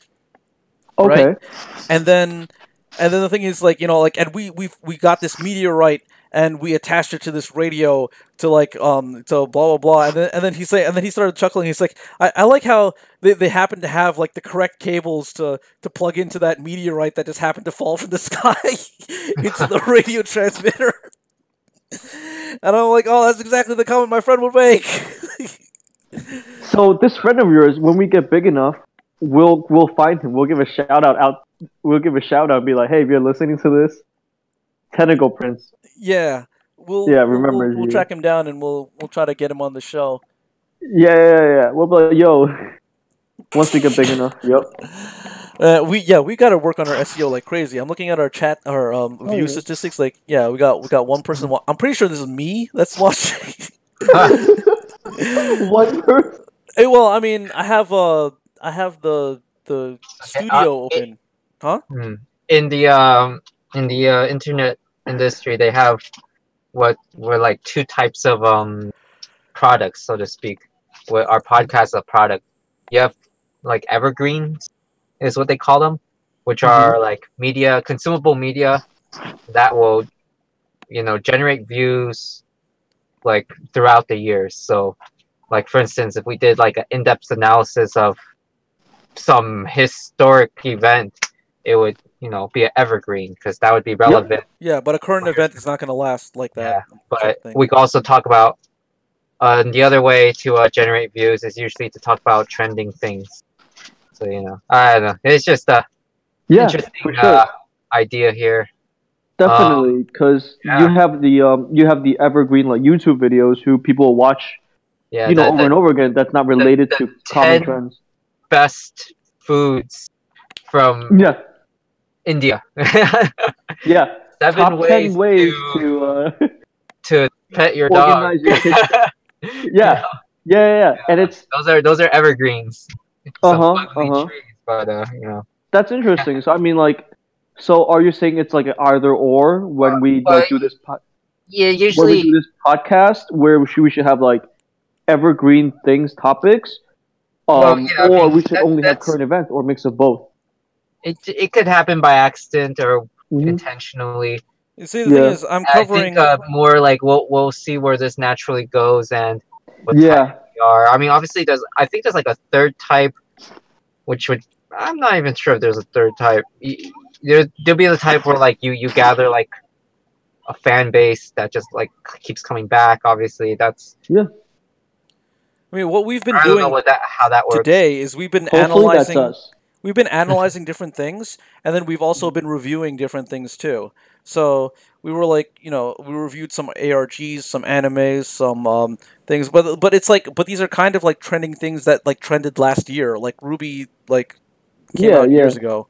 I mean, And don't judge it. well, I mean, Technical I don't know if terms they're coming and out with new seasons. yeah. I think they're like, because I think season 4 was like last year. I don't know if season 5 is coming out, because I'm not keeping up with it, and Right. ultimately I don't even really follow it. It's like I'm more into the critics and their reviews of it, because that oh man, it's just solid gold, and the show itself is See. like, the thing is, the worse the show gets, the better the Mhm. criticisms get, and the more entertaining Right. the critics are. I do So the it's like, same. yeah. So it's like, I want them to succeed and be popular so that they'll continue making the videos. But I want them to, So to still make shitty cartoons, and to still yeah, suck. Because the thing yeah, is, there are people who love the show, and like they hate on the critics, saying you only hate on this because it's popular. And it's like, well, I mean, yeah. that could be true. I mean, that's the reason why they're actually making a video about it.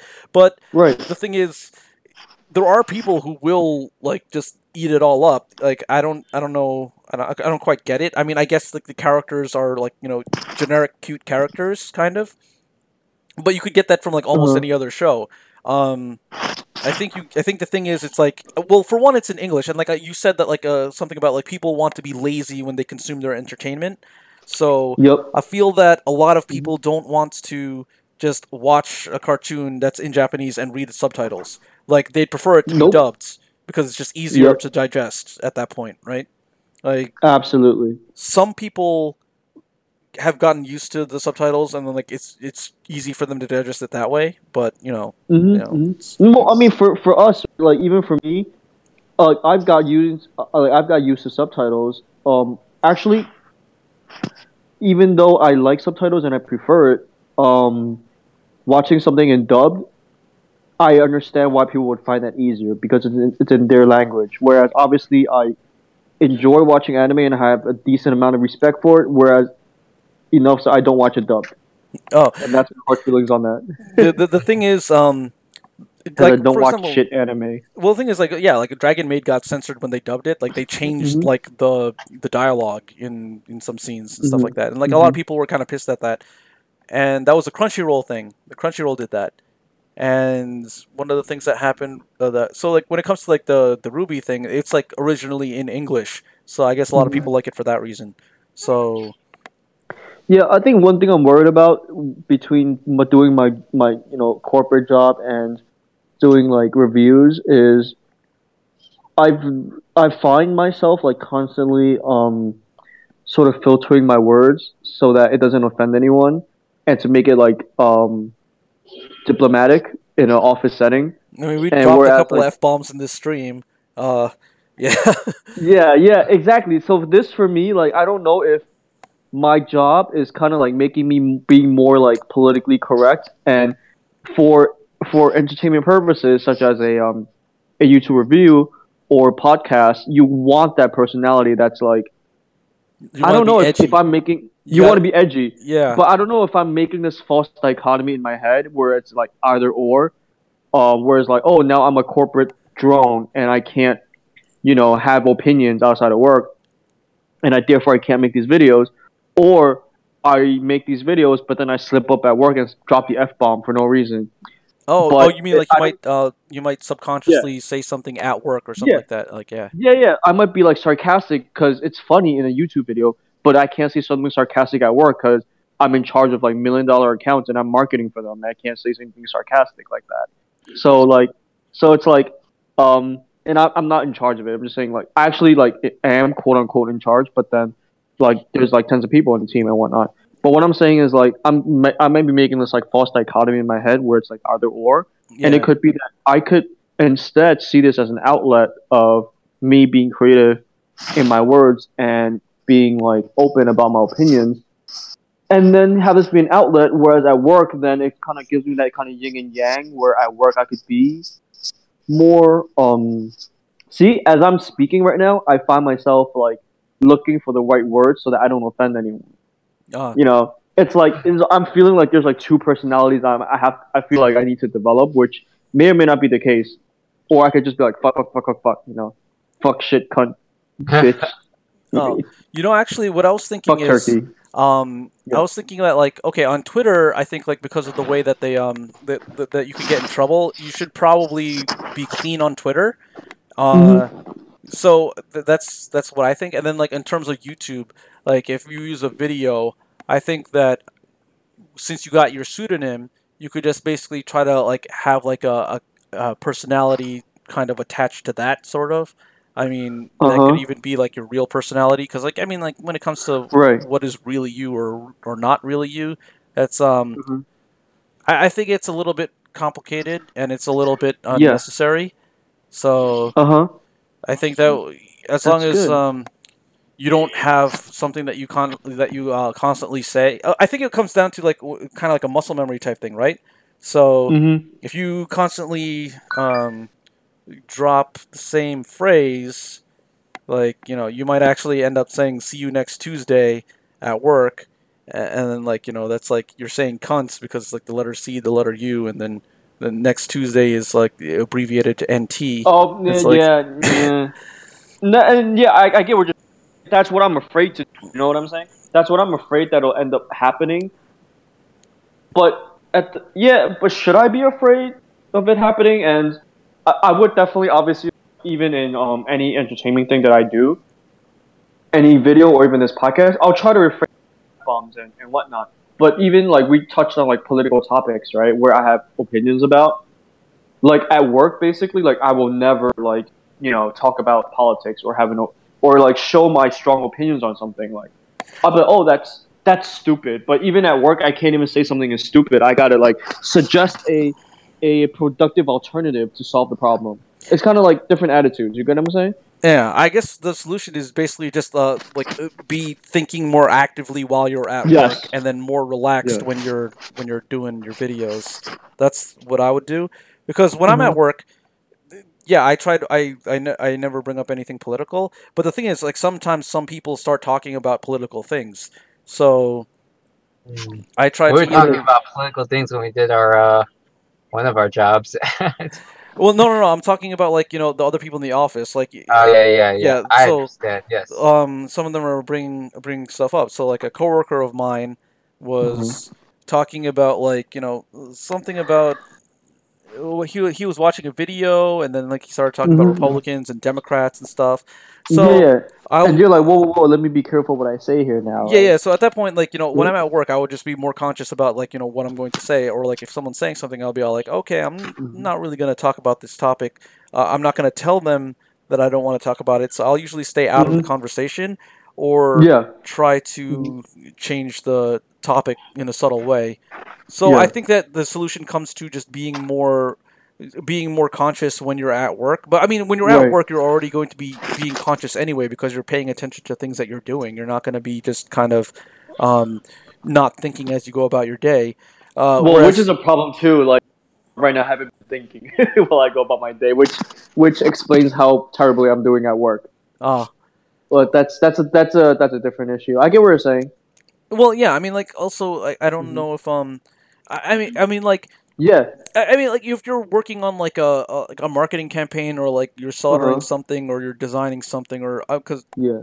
whatever it is you're doing, or trying to Yeah. troubleshoot a program, you're not going to start ranting about Republicans and Democrats out of No. nowhere. So No. it's No. not like it's going to Right. be that it's not like that's going to Mhm. be a danger. I guess a little bit more of a risk Yeah. is if you react by like dropping f bombs when like something bad happens, like you play video games and you say that, like if you're doing your let's play, um, Mhm. and then like at work, like a freaking capacitor bursts or something, and you're like, fuck, like, you know. Uh-huh. But then again, they might let that slide Which yeah. if a capacitor burst, like and like and it Right. freaked you out, right? So Mhm. you know, again, that also might be a little bit Yeah. I mean, overlookable. So right. I'm saying like I'm not, I find things interesting when people are animated about it, when they're passionate about it, like what we talk about, yeah, right? And then I'm animated because again, like I shouldn't talk about politics because it makes everyone animated and not in the right ways. yeah, For me, I like to share my points that I think are correct and that I get animated about it because it's interesting to me and I want to talk to more people about it. But I cannot be talking about that at work. So that's That why every work conversation is not entertaining to me. What were we gonna say? yeah, I mean, I'm just saying, yeah, that's true. You can't talk about that stuff Mhm. at work. Yeah, So it animates you. Yeah, or you said anime too. same. I feel similar. Yeah, and yeah. I don't I have guess like a anime background at my work computer.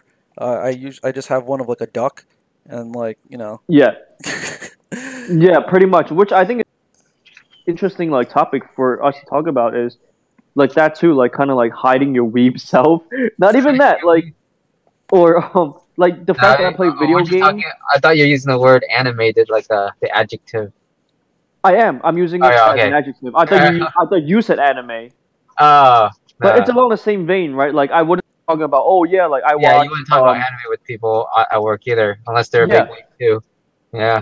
yeah. But then it'll be like in and of so long, and like because we're surrounded by like managers, right? So it's Yeah. like they walk down the hallway, and it's like, what's this about? Like Attack on Titan? Like you're supposed to be, auditing these files, you know.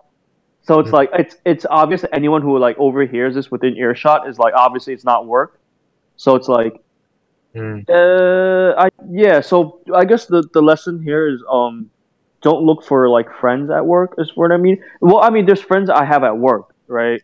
Or like people who I'm friendly with, but I'm not Yeah. looking for like people I talk to or bros or Unfortunately, friends. that seems to be the reality these days. Yeah. Yeah, which is why I want to do this. We want to do this with you guys. It's like we don't even have to have like a set rigid topic or anything. Like we just bullshit because I honestly I need this outlet to like bullshit at this or like on weekends like I meet with some Go guys.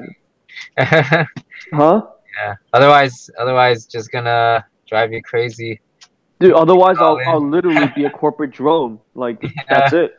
Like Yeah. I'm done for. Like yeah, like the so-called NPC meme. That's like Yeah. that's what yes. happens. I'll Oh, slowly no. become an NPC. Next thing you know, it's happening. It's true. The meme is true. Wait, that meme's interesting. You guys were talking about like 2 podcasts ago, but what did that meme come from? The kind of like the right leaning side, No, I think it came from or like Yeah. no. According to Mudahar, it came from like a 4chan like post that someone like saying, "I have a theory that there's a limited number of souls that get reincarnated, but as the population increases, you have like you run out of souls, so some people don't have so some souls, so people are those just are NPC. yeah. So NPC. it was like That's why we got so many NPC acting people. like a creepypasta, pretty much, right? That's Like so good. yeah, so Oh, so you that mean people who work at McDonald's and Starbucks? no. I'm talking No, about it's more like people who don't have I'm kidding. internal monologues, basically. it doesn't matter I'm what you're. sorry for Yeah. anyone listening to this who work at McDonald's and Starbucks. I didn't mean to call you NPCs. Please don't let your NPC feelings get hurt. I'm pretty sure it's more has to do with like sheeple. This idea. It's the Yeah. same. It's the same term. It's just that instead of Mhm. using the word sheeple, they're gonna call them NPCs now, which is Yeah, dramatically but more hilarious. yeah, Oh, okay. You see it that way. The way I saw Yeah. it was like, are you guys familiar with the Reddit outside? No. R dash outside. So No. basically, like, it's the meme is that like our world is a game. It's like it's a game. So like people would put on like glasses because they needed glasses, and like, oh finally like I can play this game in HD quality, and then people would be like, oh slash R outside, or like got a new job, got a promotion, level up, or something. That's a stupid one, but in essence, like that's the meme about that. So I thought NPC was basically, so what are the NPCs you meet in your daily life? So a guy would respond and be like, well, I go to the McDonald's and the NPC at the counter will like ask me for my order. Yeah. No, the thing is, it's like the idea is that like these people are like basically like just programmed to have like prepackaged responses, and they don't actually Yeah. think for themselves. And that was the Yeah. idea behind the NPC. And then it started trending on Twitter in that like a lot of people were criticizing people, saying like, oh, these people act like NPCs. They just believe anything the media tells them or something like that. So then the news, the New York Times, the New York Times started talking about how that was like a dehumanizing meme, and that it was like a hate No way. a hate-filled meme that dehumanizes people, and that it's associated with the alt-right. So, you know, it's like Happy Frog's also an alt-right meme. There's a whole website about that. Happy Frogs. Happy Frog, yeah. Oh, you didn't Dude, know that? can we do a segment on how make it to IRL? well, the thing is, I Like- a few podcasts ago when I talked about that meme, I was talking about like, you know, it seems that like every meme has like a kind of an expiration date where, you know, it eventually becomes alt-right. You know, like every meme eventually becomes then like an alt-right. Does it become white- alt right, or do people when they see it in real life assign it to the alt right? Well, either no, doesn't it need becomes to be alt-right alt-right. because the association is that it's like an alt-right meme or something like that. This But it is seems like kind of interesting because it seems like every meme but it has doesn't need to be alt-right. yeah, but like it seems like every meme has like an expiration date where eventually it's going to be like a hate-filled like white nationalist meme. You know, and it's kind of like I kind of compared it to being like when you have the thing that's cool, like the inside joke, and then when the people that are not cool learn about it, then it's not cool anymore, right? Exactly. That's like the angle I was going at is like you know how Internet Historian, the YouTube, Yeah, you know, he talks about internet history. What if like our channel is, or you channel, or any of you guys could take this idea and do it, is you take like a New York Times article that talks about Pepe the frog or something, and be like, oh look, here's a basically like when memes like come to real life, and obviously it'll be like incorrect and like, well, the true origin of this meme is, and you explain it, and then be like, look at how stupid this newspaper is, they got it wrong, or like how the Fox channel will be like the hacker 4chan basically. yeah. Like I mean, that's Yeah. that's really funny because it was like the news articles started getting like overly sensitive about that, and then people Yeah. started making NPC memes about the news where like they basically have like they say have like, oh, the NPC meme is racist, and then they have like a picture of like a news anchor, but they made like an NPC face for it, like, and then they made a news anchor with the NPC face, and they're saying like, oh hey, you better stop that, you wouldn't want to be a threat to our democracy now, because they have you seen the compilation of like every news Yes. station Yes. saying like, oh, this could be a threat to our democracy, but it's like every news outlet has said that. Like it doesn't matter like which way they lean. It's like everyone has said like that line. So they started like, you know, using like NPC memes. Like, Wait, you've seen that too, right? You've Yeah, also seen that. Yeah. yeah, threat to our democracy. Yeah. yeah. So like, you know, they have like a bunch of like NPC memes, or like News Fox anchor is like, oh, like he's an NPC. The CNN anchor, he's an NPC. MSNBC is NPC. Like every, you know, like they have like a panel of like. Yeah, so that's the meme now, is that the news is NPCs. I'm kind of sad that like, okay, cause yeah, like, I learned of this from the whole like outside joke. So okay, I guess now evolve into calling people who are like sheeple, like NPCs. There's so like on Reddit threads there'll be like tales from retail, where people who work in retail jobs like again McDonald's, Starbucks, or like a clothing store. They'll be like, oh, I'm an RL NPC. Here's my story. So it's like RL NPC here, and like this is what happened at work today. So they call themselves NPCs because they're the guys who help you when you walk into Old Navy, for instance. So they're your NPCs. Oh, But now it's like, okay, interesting that this is NPC. Yeah. That's what it means now. Yeah. Well, I was listening to the Procrastinators podcast, and then like what you had was they talked about this guy, and it's like, oh, he was kind of like an NPC, and it's like, I wanted to like one day just go up to him and then like not really mess with him, but and then the other guy's like, oh, exhaust his dialogue options. He's like, yeah, I want to do that. Exhaust his dialogue.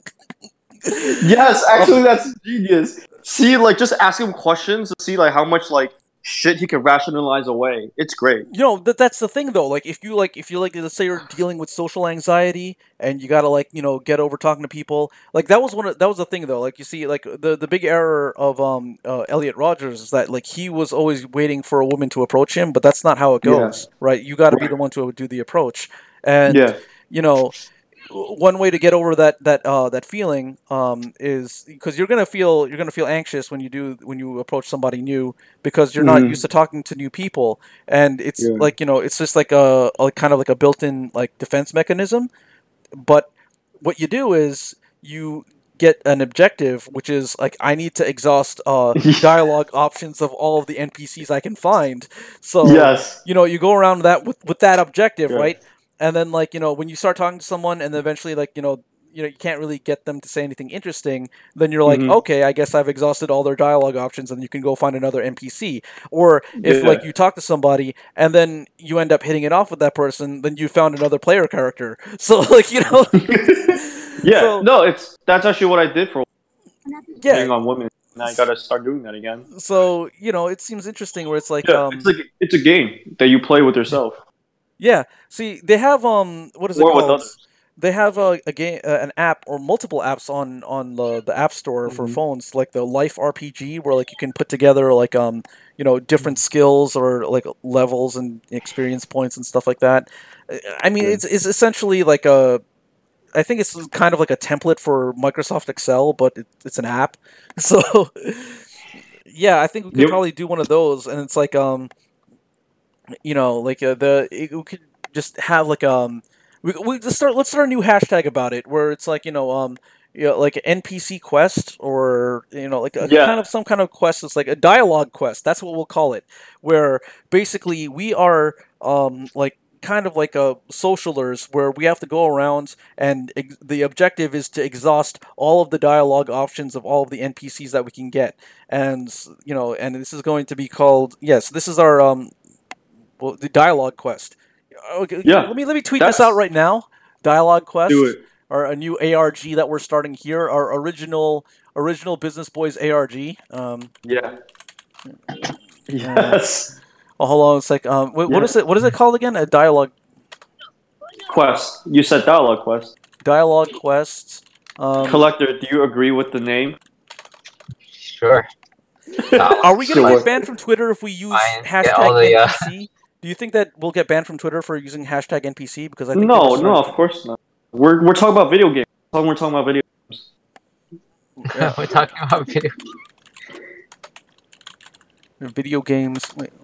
Yeah, and what did I say? Dialogue quest.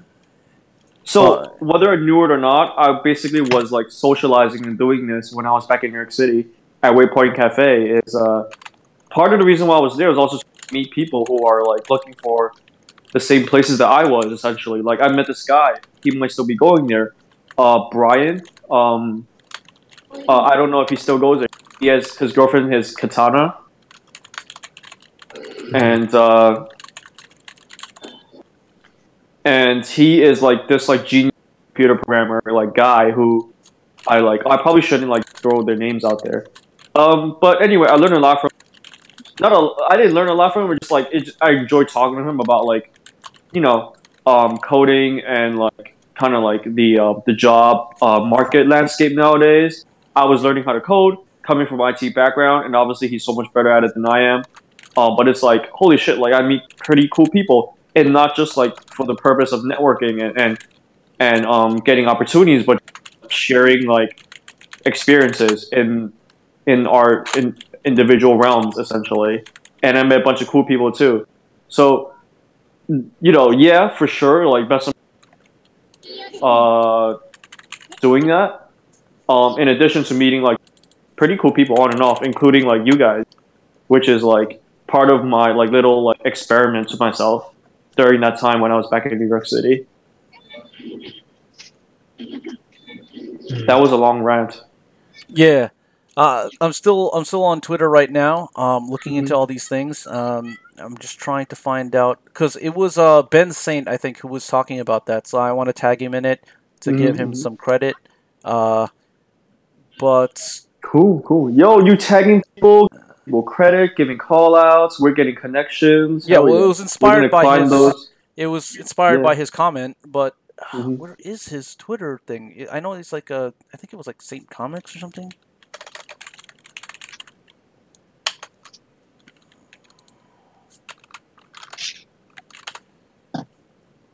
Mm, no, cannot find it.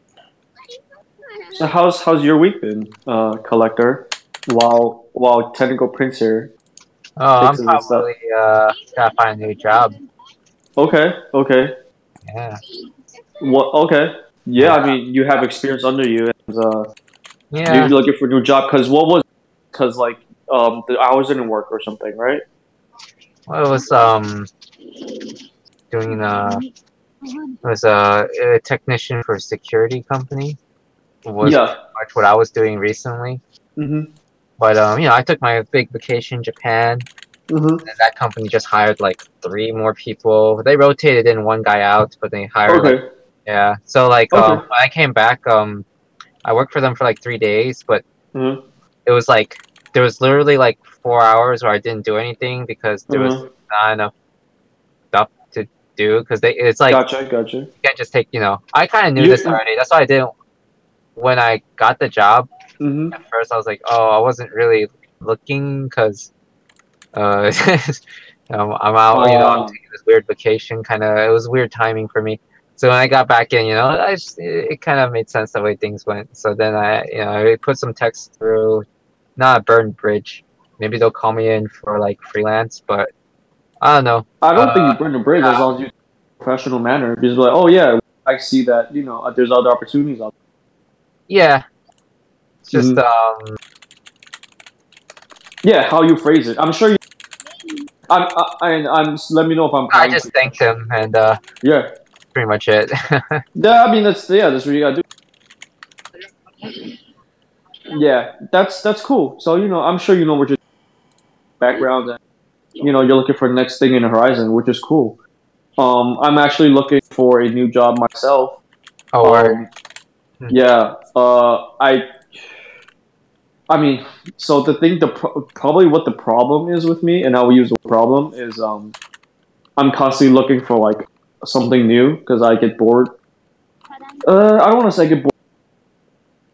I don't know. It's like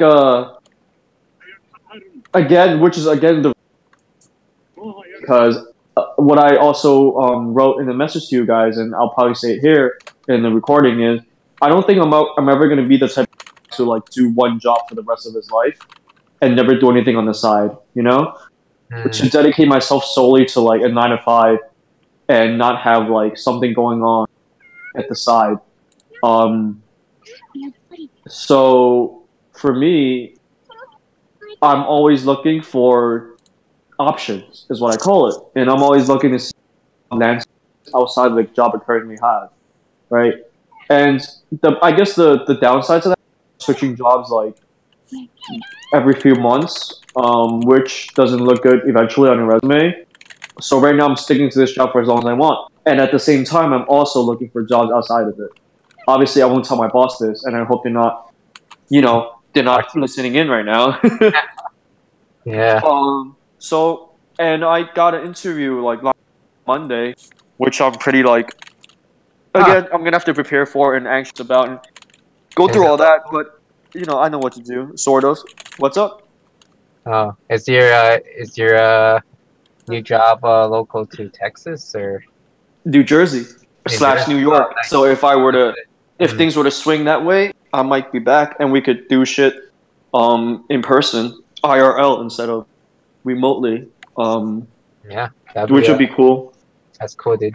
Yeah, and then as well as other jobs as well. Who knows what the next offer is? And I don't know. I don't know. It's like whole millennial job switching thing works, where you go from one job to another to get higher pay. Because my job now is pretty high pay for me, and I don't know if the skills that I have allow me to leverage to a job that pays more.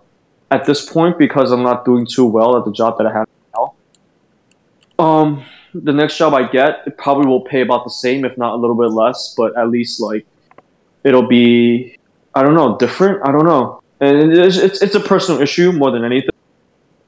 And I feel like, oh, maybe if I like a straightforward IT job again, I'll be less bored. I'll be whatnot. I think my problem is that I want to do things outside of work and have that be successful, and have my work just be my like the thing that keeps me alive, basically, like the thing that buys me food. But what I do outside of it is what really keeps me alive. If that makes sense. Did I make sense, or did I lose you guys? I'm still distracted by Twitter right now. Collector? Yeah. I'm just talking to. Yeah, so you're saying you want to do work and things you do outside of it. So work is just to buy me. Yeah, okay, so work's just keeping you alive, basically. Yeah. I mean, that's then, pretty much, yeah. That's life. I mean, that is life, but at the same time, I'm about this school teacher who became like who went on vacation in the Philippines, and she met like a guy, and they started blogging, and after a year, their blog is $5,000 a month that they live off of it from affiliate marketing. So, you know, I could either accept life for what it is, do a 9 to 5 at a job that I chose in my 20s because it paid me and it gave me an offer, or I could decide to travel the world and people pay me for it. Like literally, they have a blog, and from what I hear, Patreon, where people pay them $5 a month just so they could travel around the world and vlog. Like, how insane is that? And they get thousands of Patreons. Well, yeah, they're kind of acting as like scouts for the Patreons, right? So it's like it's like you're kind of like as a Patreon of them, it's almost like you're contracting them to go and gather You all this live information. live vicariously through them. Yeah. And gather all like the cool places to visit, so you can visit one day. That's the or just out of sheer like appreciation, you know, for what they do. So, what I'm saying is, either whatever it is, like, some things are happening. Like the world is changing in that, and which is again one day I could get into, is things are changing in that like that's a very legitimate way of making money nowadays. And obviously we have a back with different ideas that'll make us money, and a lot of it has internet. And I don't want to be that old guy who's like, oh yeah, the internet is like this this way to make money, and then by the time I realize it's too late. Whereas these like 17-year-old like kids, like these 17-year-old girls who just take pictures of themselves like on the beach in a bikini, and they're now the influencers. Now they get they get affiliate marketing contracts with makeup companies, and I'm like 27 years old. What have I done? You know what I'm saying? Yeah, I mean, I guess you haven't found yet what it is to do to get that kind of leverage. Yeah, and the internet's changing. I think I'm going to mention this, but the world is changing in that, which basically said like the information age is over. We went through the information age. That's the .com. That's the tech companies now, and what we've now entered what's called the attention age, where the people who get the most attention are the ones who get the money. So back in the Industrial Revolution, and correct me if I'm wrong, the people who seize the means of production or who own the means of production were the ones who got the money. People who own the factories, a robot can make 10 times the number of backpacks 10 people can make in a minute. Whatever, I made that number. So at that time, they made all the money because that was the industrial age. In the information age, the social media corps make it. Mm-hmm. But so also the guys who are big on the social medias.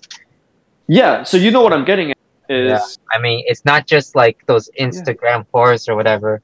I think a lot of like news, like Huffington Post is a big example of like they just kind of became huge off of e-news and they're like just absolutely enormous now. I mean, Didn't they start as an actual newspaper, or am I? Were I'm they? not sure. I do know I'm actually not sure. I'm at the point where they evolved so fast that like they could very well have been a physical newspaper, and I wouldn't have known the difference. Whereas like New York Times still like they have yet to catch up to the internet, which is insane. Yeah. And like they're basically like they're basically like in essence. And then what's it like? Yeah, you want to go and you want to go get some food? You're probably gonna look it up, right? Yeah. Yeah. On Uber Eats or Google Maps, Chinese food around me, basically. So one of the ideas, and whereas Technical Prince watches a lot of reviews and internet like knowledge, I watch a lot of I would say kind of hustle videos. And one big thing now, building a brand, building a personal brand online. So you have all these like people who are like motivators who are like, oh yeah, how to wake up at 5 a.m. and put on your makeup like a girl boss, hashtag girl boss. You get what I'm saying? Mm-hmm. And there's just one Dino that I've been watching, and she basically like talks about, oh yeah, how to work this, and then that's her brand, Mm-hmm. and then she gets views from YouTube, and she has like a blah blah blah blah. She goes on conferences, she gives speeches where people hire her to give motivational speeches to corporate drones, and then that could be a personal brand. Secondly, building a online agency. So what's one online agency that one can make is digital marketing, basically. Be like, oh, you're a restaurant that is in the middle of Texas that has no website and you don't have a Facebook page and nobody hears about you other than people who blocks away. And this literally is a Chinese restaurant near me.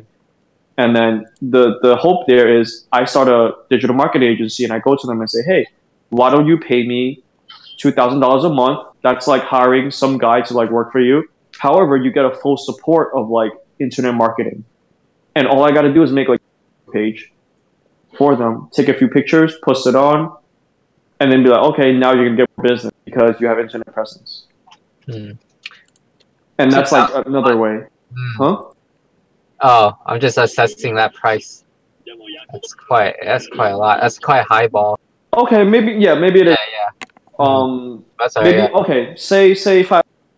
I don't know. Actually, you'd be like it'd be you probably it, but depending on like the place, obviously probably not a Chinese I feel like 2,000 sit down restaurant. Mm-hmm. But if it's like a small company, they'll pay like $20K a month. Yeah. Easy. And 2K, yeah. well, no, I'm saying 20. Really? I mean, a whole website for a company. Well, this is from anecdotal. From probably not the most reliable source. Small company, right? Or yes, a small company, like a small company. I'm thinking like a medium-sized might. Well, okay. What a is medium it size? Though? So yeah, SEO. And a online and basic their Facebook page if they so want to, their own website. And keeping the website up to date with the latest, like making it mobile friendly, and then like paid ads. So for every like 10 cents of ads on Facebook, you could buy impressions. So then you'll be like, okay, so give me $50, right? Let me buy ads with these $50. If you don't make $50 more of profit this month, then fire me. Then don't pay me $50. However, if you find that my services make you a profit of more than $50, then I'm worth the money, ain't I? Because for every $50 you put in, you get $100 of profit. So these are just like, and obviously I'm still learning. Yeah. Trading now, I don't know. But I'm always interested in like things like that. Like I will always be doing things on the side. I will always be hustling. I'll always be selling phones on eBay, basically. Okay. Which I did for a while. So if you want I tried to sell things on eBay, but Mm-hmm. it was mostly things like old RAM that I.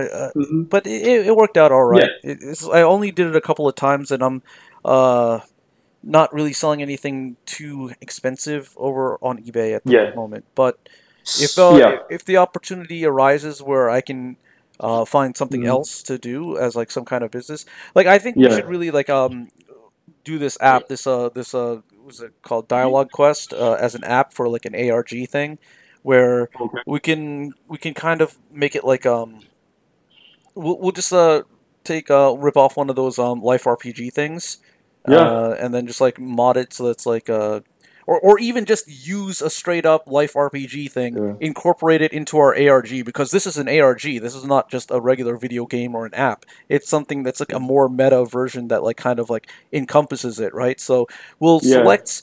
We'll I guess we'll look at the different life RPG apps and see which one works the best for what we're trying to do, which is basically trying to improve socialism, not socialism, Social. socialization, Uh, improve socialization in this society that we live in that is just way too boring by yes. creating this quest, which is exhaust all NPC dialogue options. Right? This is this Yes. is how we this is how we peacefully sunset this NPC menace through actual Does like it have to be huh. like charged, right? Does it have to be charged for us to defeat the menace? It could stand alone be an app for entertainment purposes too. I don't It's a know. good Like idea. the app is more like just to show your own personal progress. Yeah. Ideally, Yeah. I would like to have other people interacting with this. So Mm-hmm. this is kind of like a way to prove that you're not an NPC, is to get one of these apps and start Yo. yeah. So we're taking this NPC meme and we're going to To a whole leverage new it level. into a marketing thing. See, because like it was Yes. originally a creepypasta that got associated with the alt right, and then now it's going to be a marketing thing. So we've created an afterlife for this meme that like as I've said, like the life cycle of the meme is that like it eventually dies and becomes alt right, right? So we've Mhm. created an afterlife where then now it becomes marketing for this ARG that we're making that doesn't really have much of a point other than trying to just make the world less boring. Yes. And that's the most noble point. And what's in addition to that, we're gonna put it under once we complete the app, we put it under our LLC and say that now it's a portfolio, or now our company also makes apps. It's an app making company. Well, Now you wanted it's to got take it in that experience. direction, in terms of like of product releases. You wanted to like create an app, for phones and stuff. So we were looking at the different ideas that we Yeah. pitched, and Uh-huh. this seems like something that we can start off right now. Yeah. I This is think. a pretty good app idea. Well, the thing is, Let's do it's not it. even necessarily an app, because it's like we could just have like a website. Like I don't know, like Well, GeoCities doesn't exist websites anymore. are essentially apps, or Yeah. kind of interesting. Yeah, I mean, like the word app from when I was doing stuff with Al or whatever, when I was working on like programming, it's kind of just a fancy term Web for app. something with a front end and a back end. Kind of Yeah. a website is essentially like that too. So I mean, yeah. a simple website just displays text and information. So But if basically, it's aren't interactable, if it serves a well, purpose, it's basically an app. yeah. So Mhm. basically, like how you download apps for like every website you go to, like it says get our app, and basically the app is basically the same exact thing as the website, Yeah, but it's just a website, Mhm. except now you're sharing whatever information and letting us have, I don't know, ad revenue from whatever it is, app Exactly. so revenue is coming Exactly. from. we can make a Dialogue Quest website, and then make an Uh-huh. app which Yeah. is basically just a shell Yeah. for the website, but it makes it an app, and then it's basically our website in an app like that. You just have a shortcut to, so then like Mhm. Describe. I don't know if you want to do this on your podcast, but yeah, let's just do it here. Whatever. Fuck it. No one's here. Can you Mhm. describe what you want to do with this app, or Just want to know more details. We're going to take over the What world. the equation is. We're going to conquer the world Illuminati style. This is what Yes. we're doing. This like, do you not Here see we the go. thumbnail for our video? Right? Was it step 1, launch podcast. Step 2, start cult. Step 3, join Illuminati. It's right No, there. step 2.5 was to have a video with the US with the globe on it. That's how you know we're Illuminati. Oh yeah, according to Lift the Veil, yeah, he says that Yep. whenever there's a globe, that means. I think this is. I think one thing I want to incorporate in this app to be made is cult-like memes. Yes. We want our app users to feel like they're part of a fun cult that isn't really a cult. So this Okay. So I mean, I'm thinking. Go ahead. we do this app, right? We put it together, a website, an app. I mean, we already have like an online presence that it's significant at the moment but we have a YouTube channel and we have a Twitter account, and with this app, if you put it under it could be like, oh, now this created we contract our app developers to create apps such as this social networking app called Quest, called Dialogue Quest. And and you guys, and you'll be like, oh, here's a testimonial for creators of Dialogue Quest. But little do they know, it's just us. Like all of this is just us. I have some brainstorming ideas. What if it's like a social chat thing? But then you could chat with other player characters. You could chat. Yeah, you can chat with him, and you have a lot of preloaded like sentences. You know how like LinkedIn has that thing where like you can just write when someone says like writes you something, you could push a button and be like got it or whatever. Oh no, you know what it is? We'll have like is there like do they have web crawlers for like Facebook or something like that? So like so it'll be like you can contact anybody, but if you haven't added them like mutually yet, then they'll just give you prepackaged responses. But the thing is, when you add them and they add you back, then you can actually like message each other. And like so like they act like an NPC unless they actually register for our app, and like and then they can actually talk like a human. So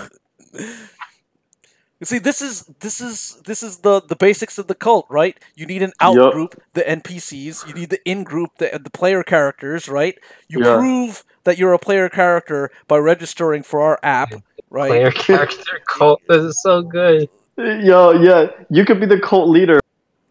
Technical Prince. I'll just be the business consultant behind it. You can lead the army to greatness, or Mars. You want the army to? Mars. Oh, it's like actually I was thinking about this like in the shower the other time, where it's like it's like super villain plots. Oh no, it was because I was binging on these Ruby review videos, and it's like they criticize that the villains don't have any motivation, like. The motive is never like revealed as to like why they're doing what they're doing. Like it almost makes the bad guys seem like good guys because they're trying to like overthrow a government that's oppressive, but like they're evil. But as far as everybody knows, the government is bad, and the only thing that you know about the bad guys is that they're trying to overthrow the bad government. But you don't know if it's good. You don't know why it's bad. Yeah. They don't explain why they're bad. They just say, "Oh, these guys are bad guys." So that's actually a lot like Food Wars. Oh, I didn't actually watch. That's on my watch list. I want to watch it, but I haven't watched it. I haven't started yet. That's is that the premise? Like there are bad guys that like. I'm not spoiling anything, but that's just one of the is where like one quote unquote the bad guy comes in and wants to transform the school into like this regimented like way of cooking. Where they just take the best dishes and teach everyone how to make them instead of having everyone be like creative with their dishes, right? Okay. So it's kind of like they just called him that his philosophy is bad, but it's like why is it bad? Like they don't know. They just he's bad because he is, and then they just go against him, and now like the main characters are rebelling. But it's like all you want to do is just create like a change in the school. Like that's not good or bad. It's just like. He just changes policy. That's it. Yeah. It's more like a disagreement rather than like. Well, the thing is, it's even more shallow than that though, because the bad guys are doing crimes, like they're stealing things, and they're doing like terrorist attacks and stuff, and Yeah. and they're racist, but the good guys are racist too. So like they make it a point to like to make sure that the bad guys are characterized as racist, even though the good guys are Yeah. also racist.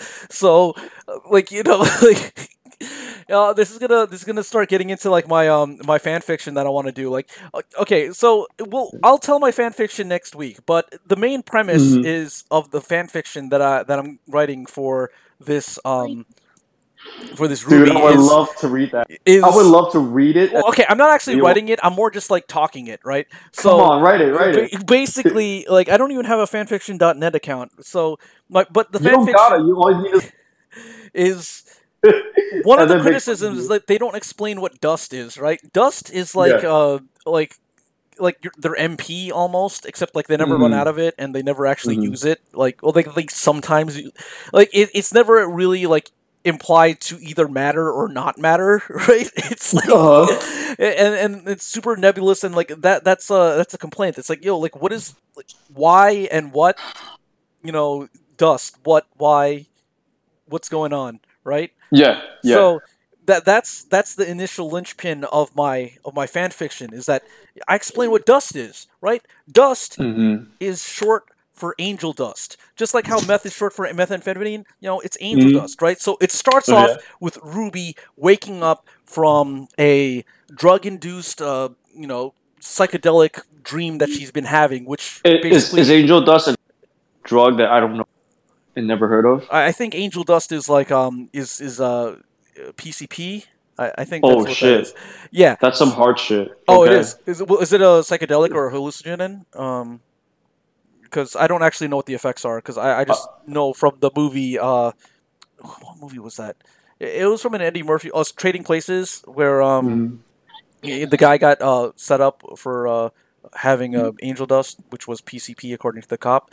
Anyway, I don't know. It just sounds like hard. yeah, so he Mhm. had he so yeah, that's so she's coming down from this trip where she had this dream. So she wakes up as she comes down from this trip that she's been having, which are Mhm. and that trip is basically the previous 4 seasons of Ruby, right? So that was just an angel dust trip that she's been having while she was sleeping and dreaming about it, right? So it's not stuff Mhm. that actually happened, but rather, things that are based on things that had happened. That's the general premise of my fan fiction right there. So Okay. yeah, so Mhm. that's that. I don't know why I got off on this tangent. I think we were talking about like something completely different. Oh yeah. So the point of the shell company that I'm not shell, the company that officially started for us, it can also behave as a shell. We advertise our services to to people who want things to be made, and eventually, like the portfolio, right, of the company will grow to a point where it actually looks legitimate enough for people to either A, like have us as clients, or B, like for us to like when we interview for companies, then we each stand in for like, oh, say for example, like right now John's looking for shit. This is right now I'm looking for a job, and then I'll be like, oh yeah, by the way, here's a reference, and I'll give him like your number, the collector, and then Yeah. you can be, oh yeah, he's really good, right?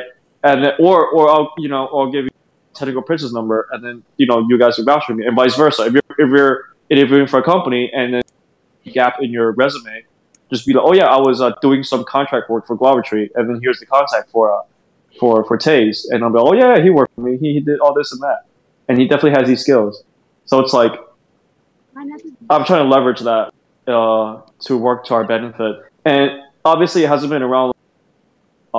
It's only been officially 5 months, I think.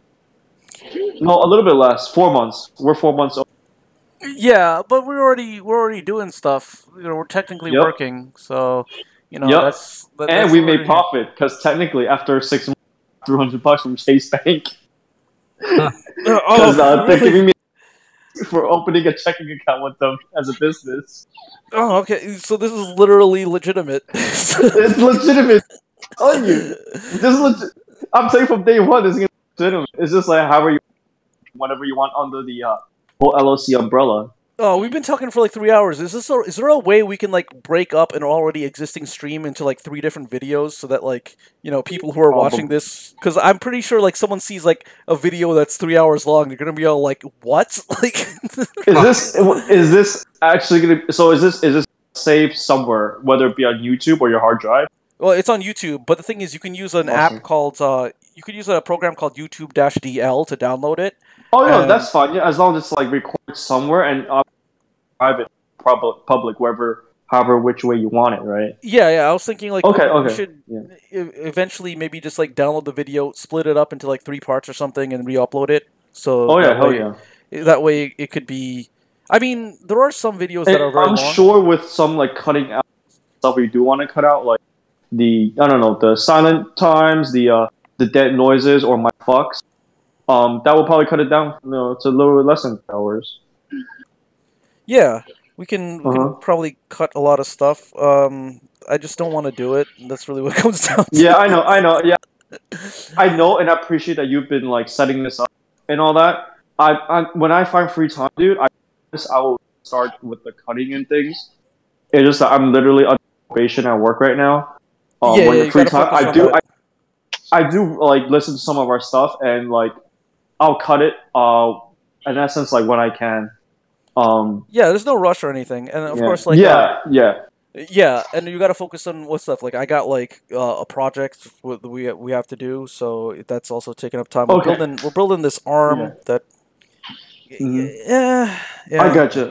No, at the same School projects, it's one of those things. At the same time, we do want to get traction though. So traction meaning like either views on Discord, streaming it, which is cool. Like the first episode and the second episode, like because you had Munchie on and we had a viewer on. We could have another viewer. I say viewer, a listener on, right? One of our Russian. What we can do is also put it on iTunes, like iTunes feed or SoundCloud somehow. Yeah. If we can We rip could, the we audio. I don't know how if there's an automated way to do that. If we can automate it, that would Probably be not awesome. automated. It's got to be manual. And at the same time, I don't think we're getting better. We still got to get to a point where the audio is like cut really well and edited to remove like the ums. Well, you can't really edit to cut out our way of talking. But cutting other things that we want to cut out, I don't know. I think eventually we'll get to a point that's like there are a lot of podcasts out there that they've been doing for so long that they're good enough to just like record in one go, and they know how to like play off and flow with each other. There's very little like post production that has to be done in terms of cutting things out. And we're good. We're getting there.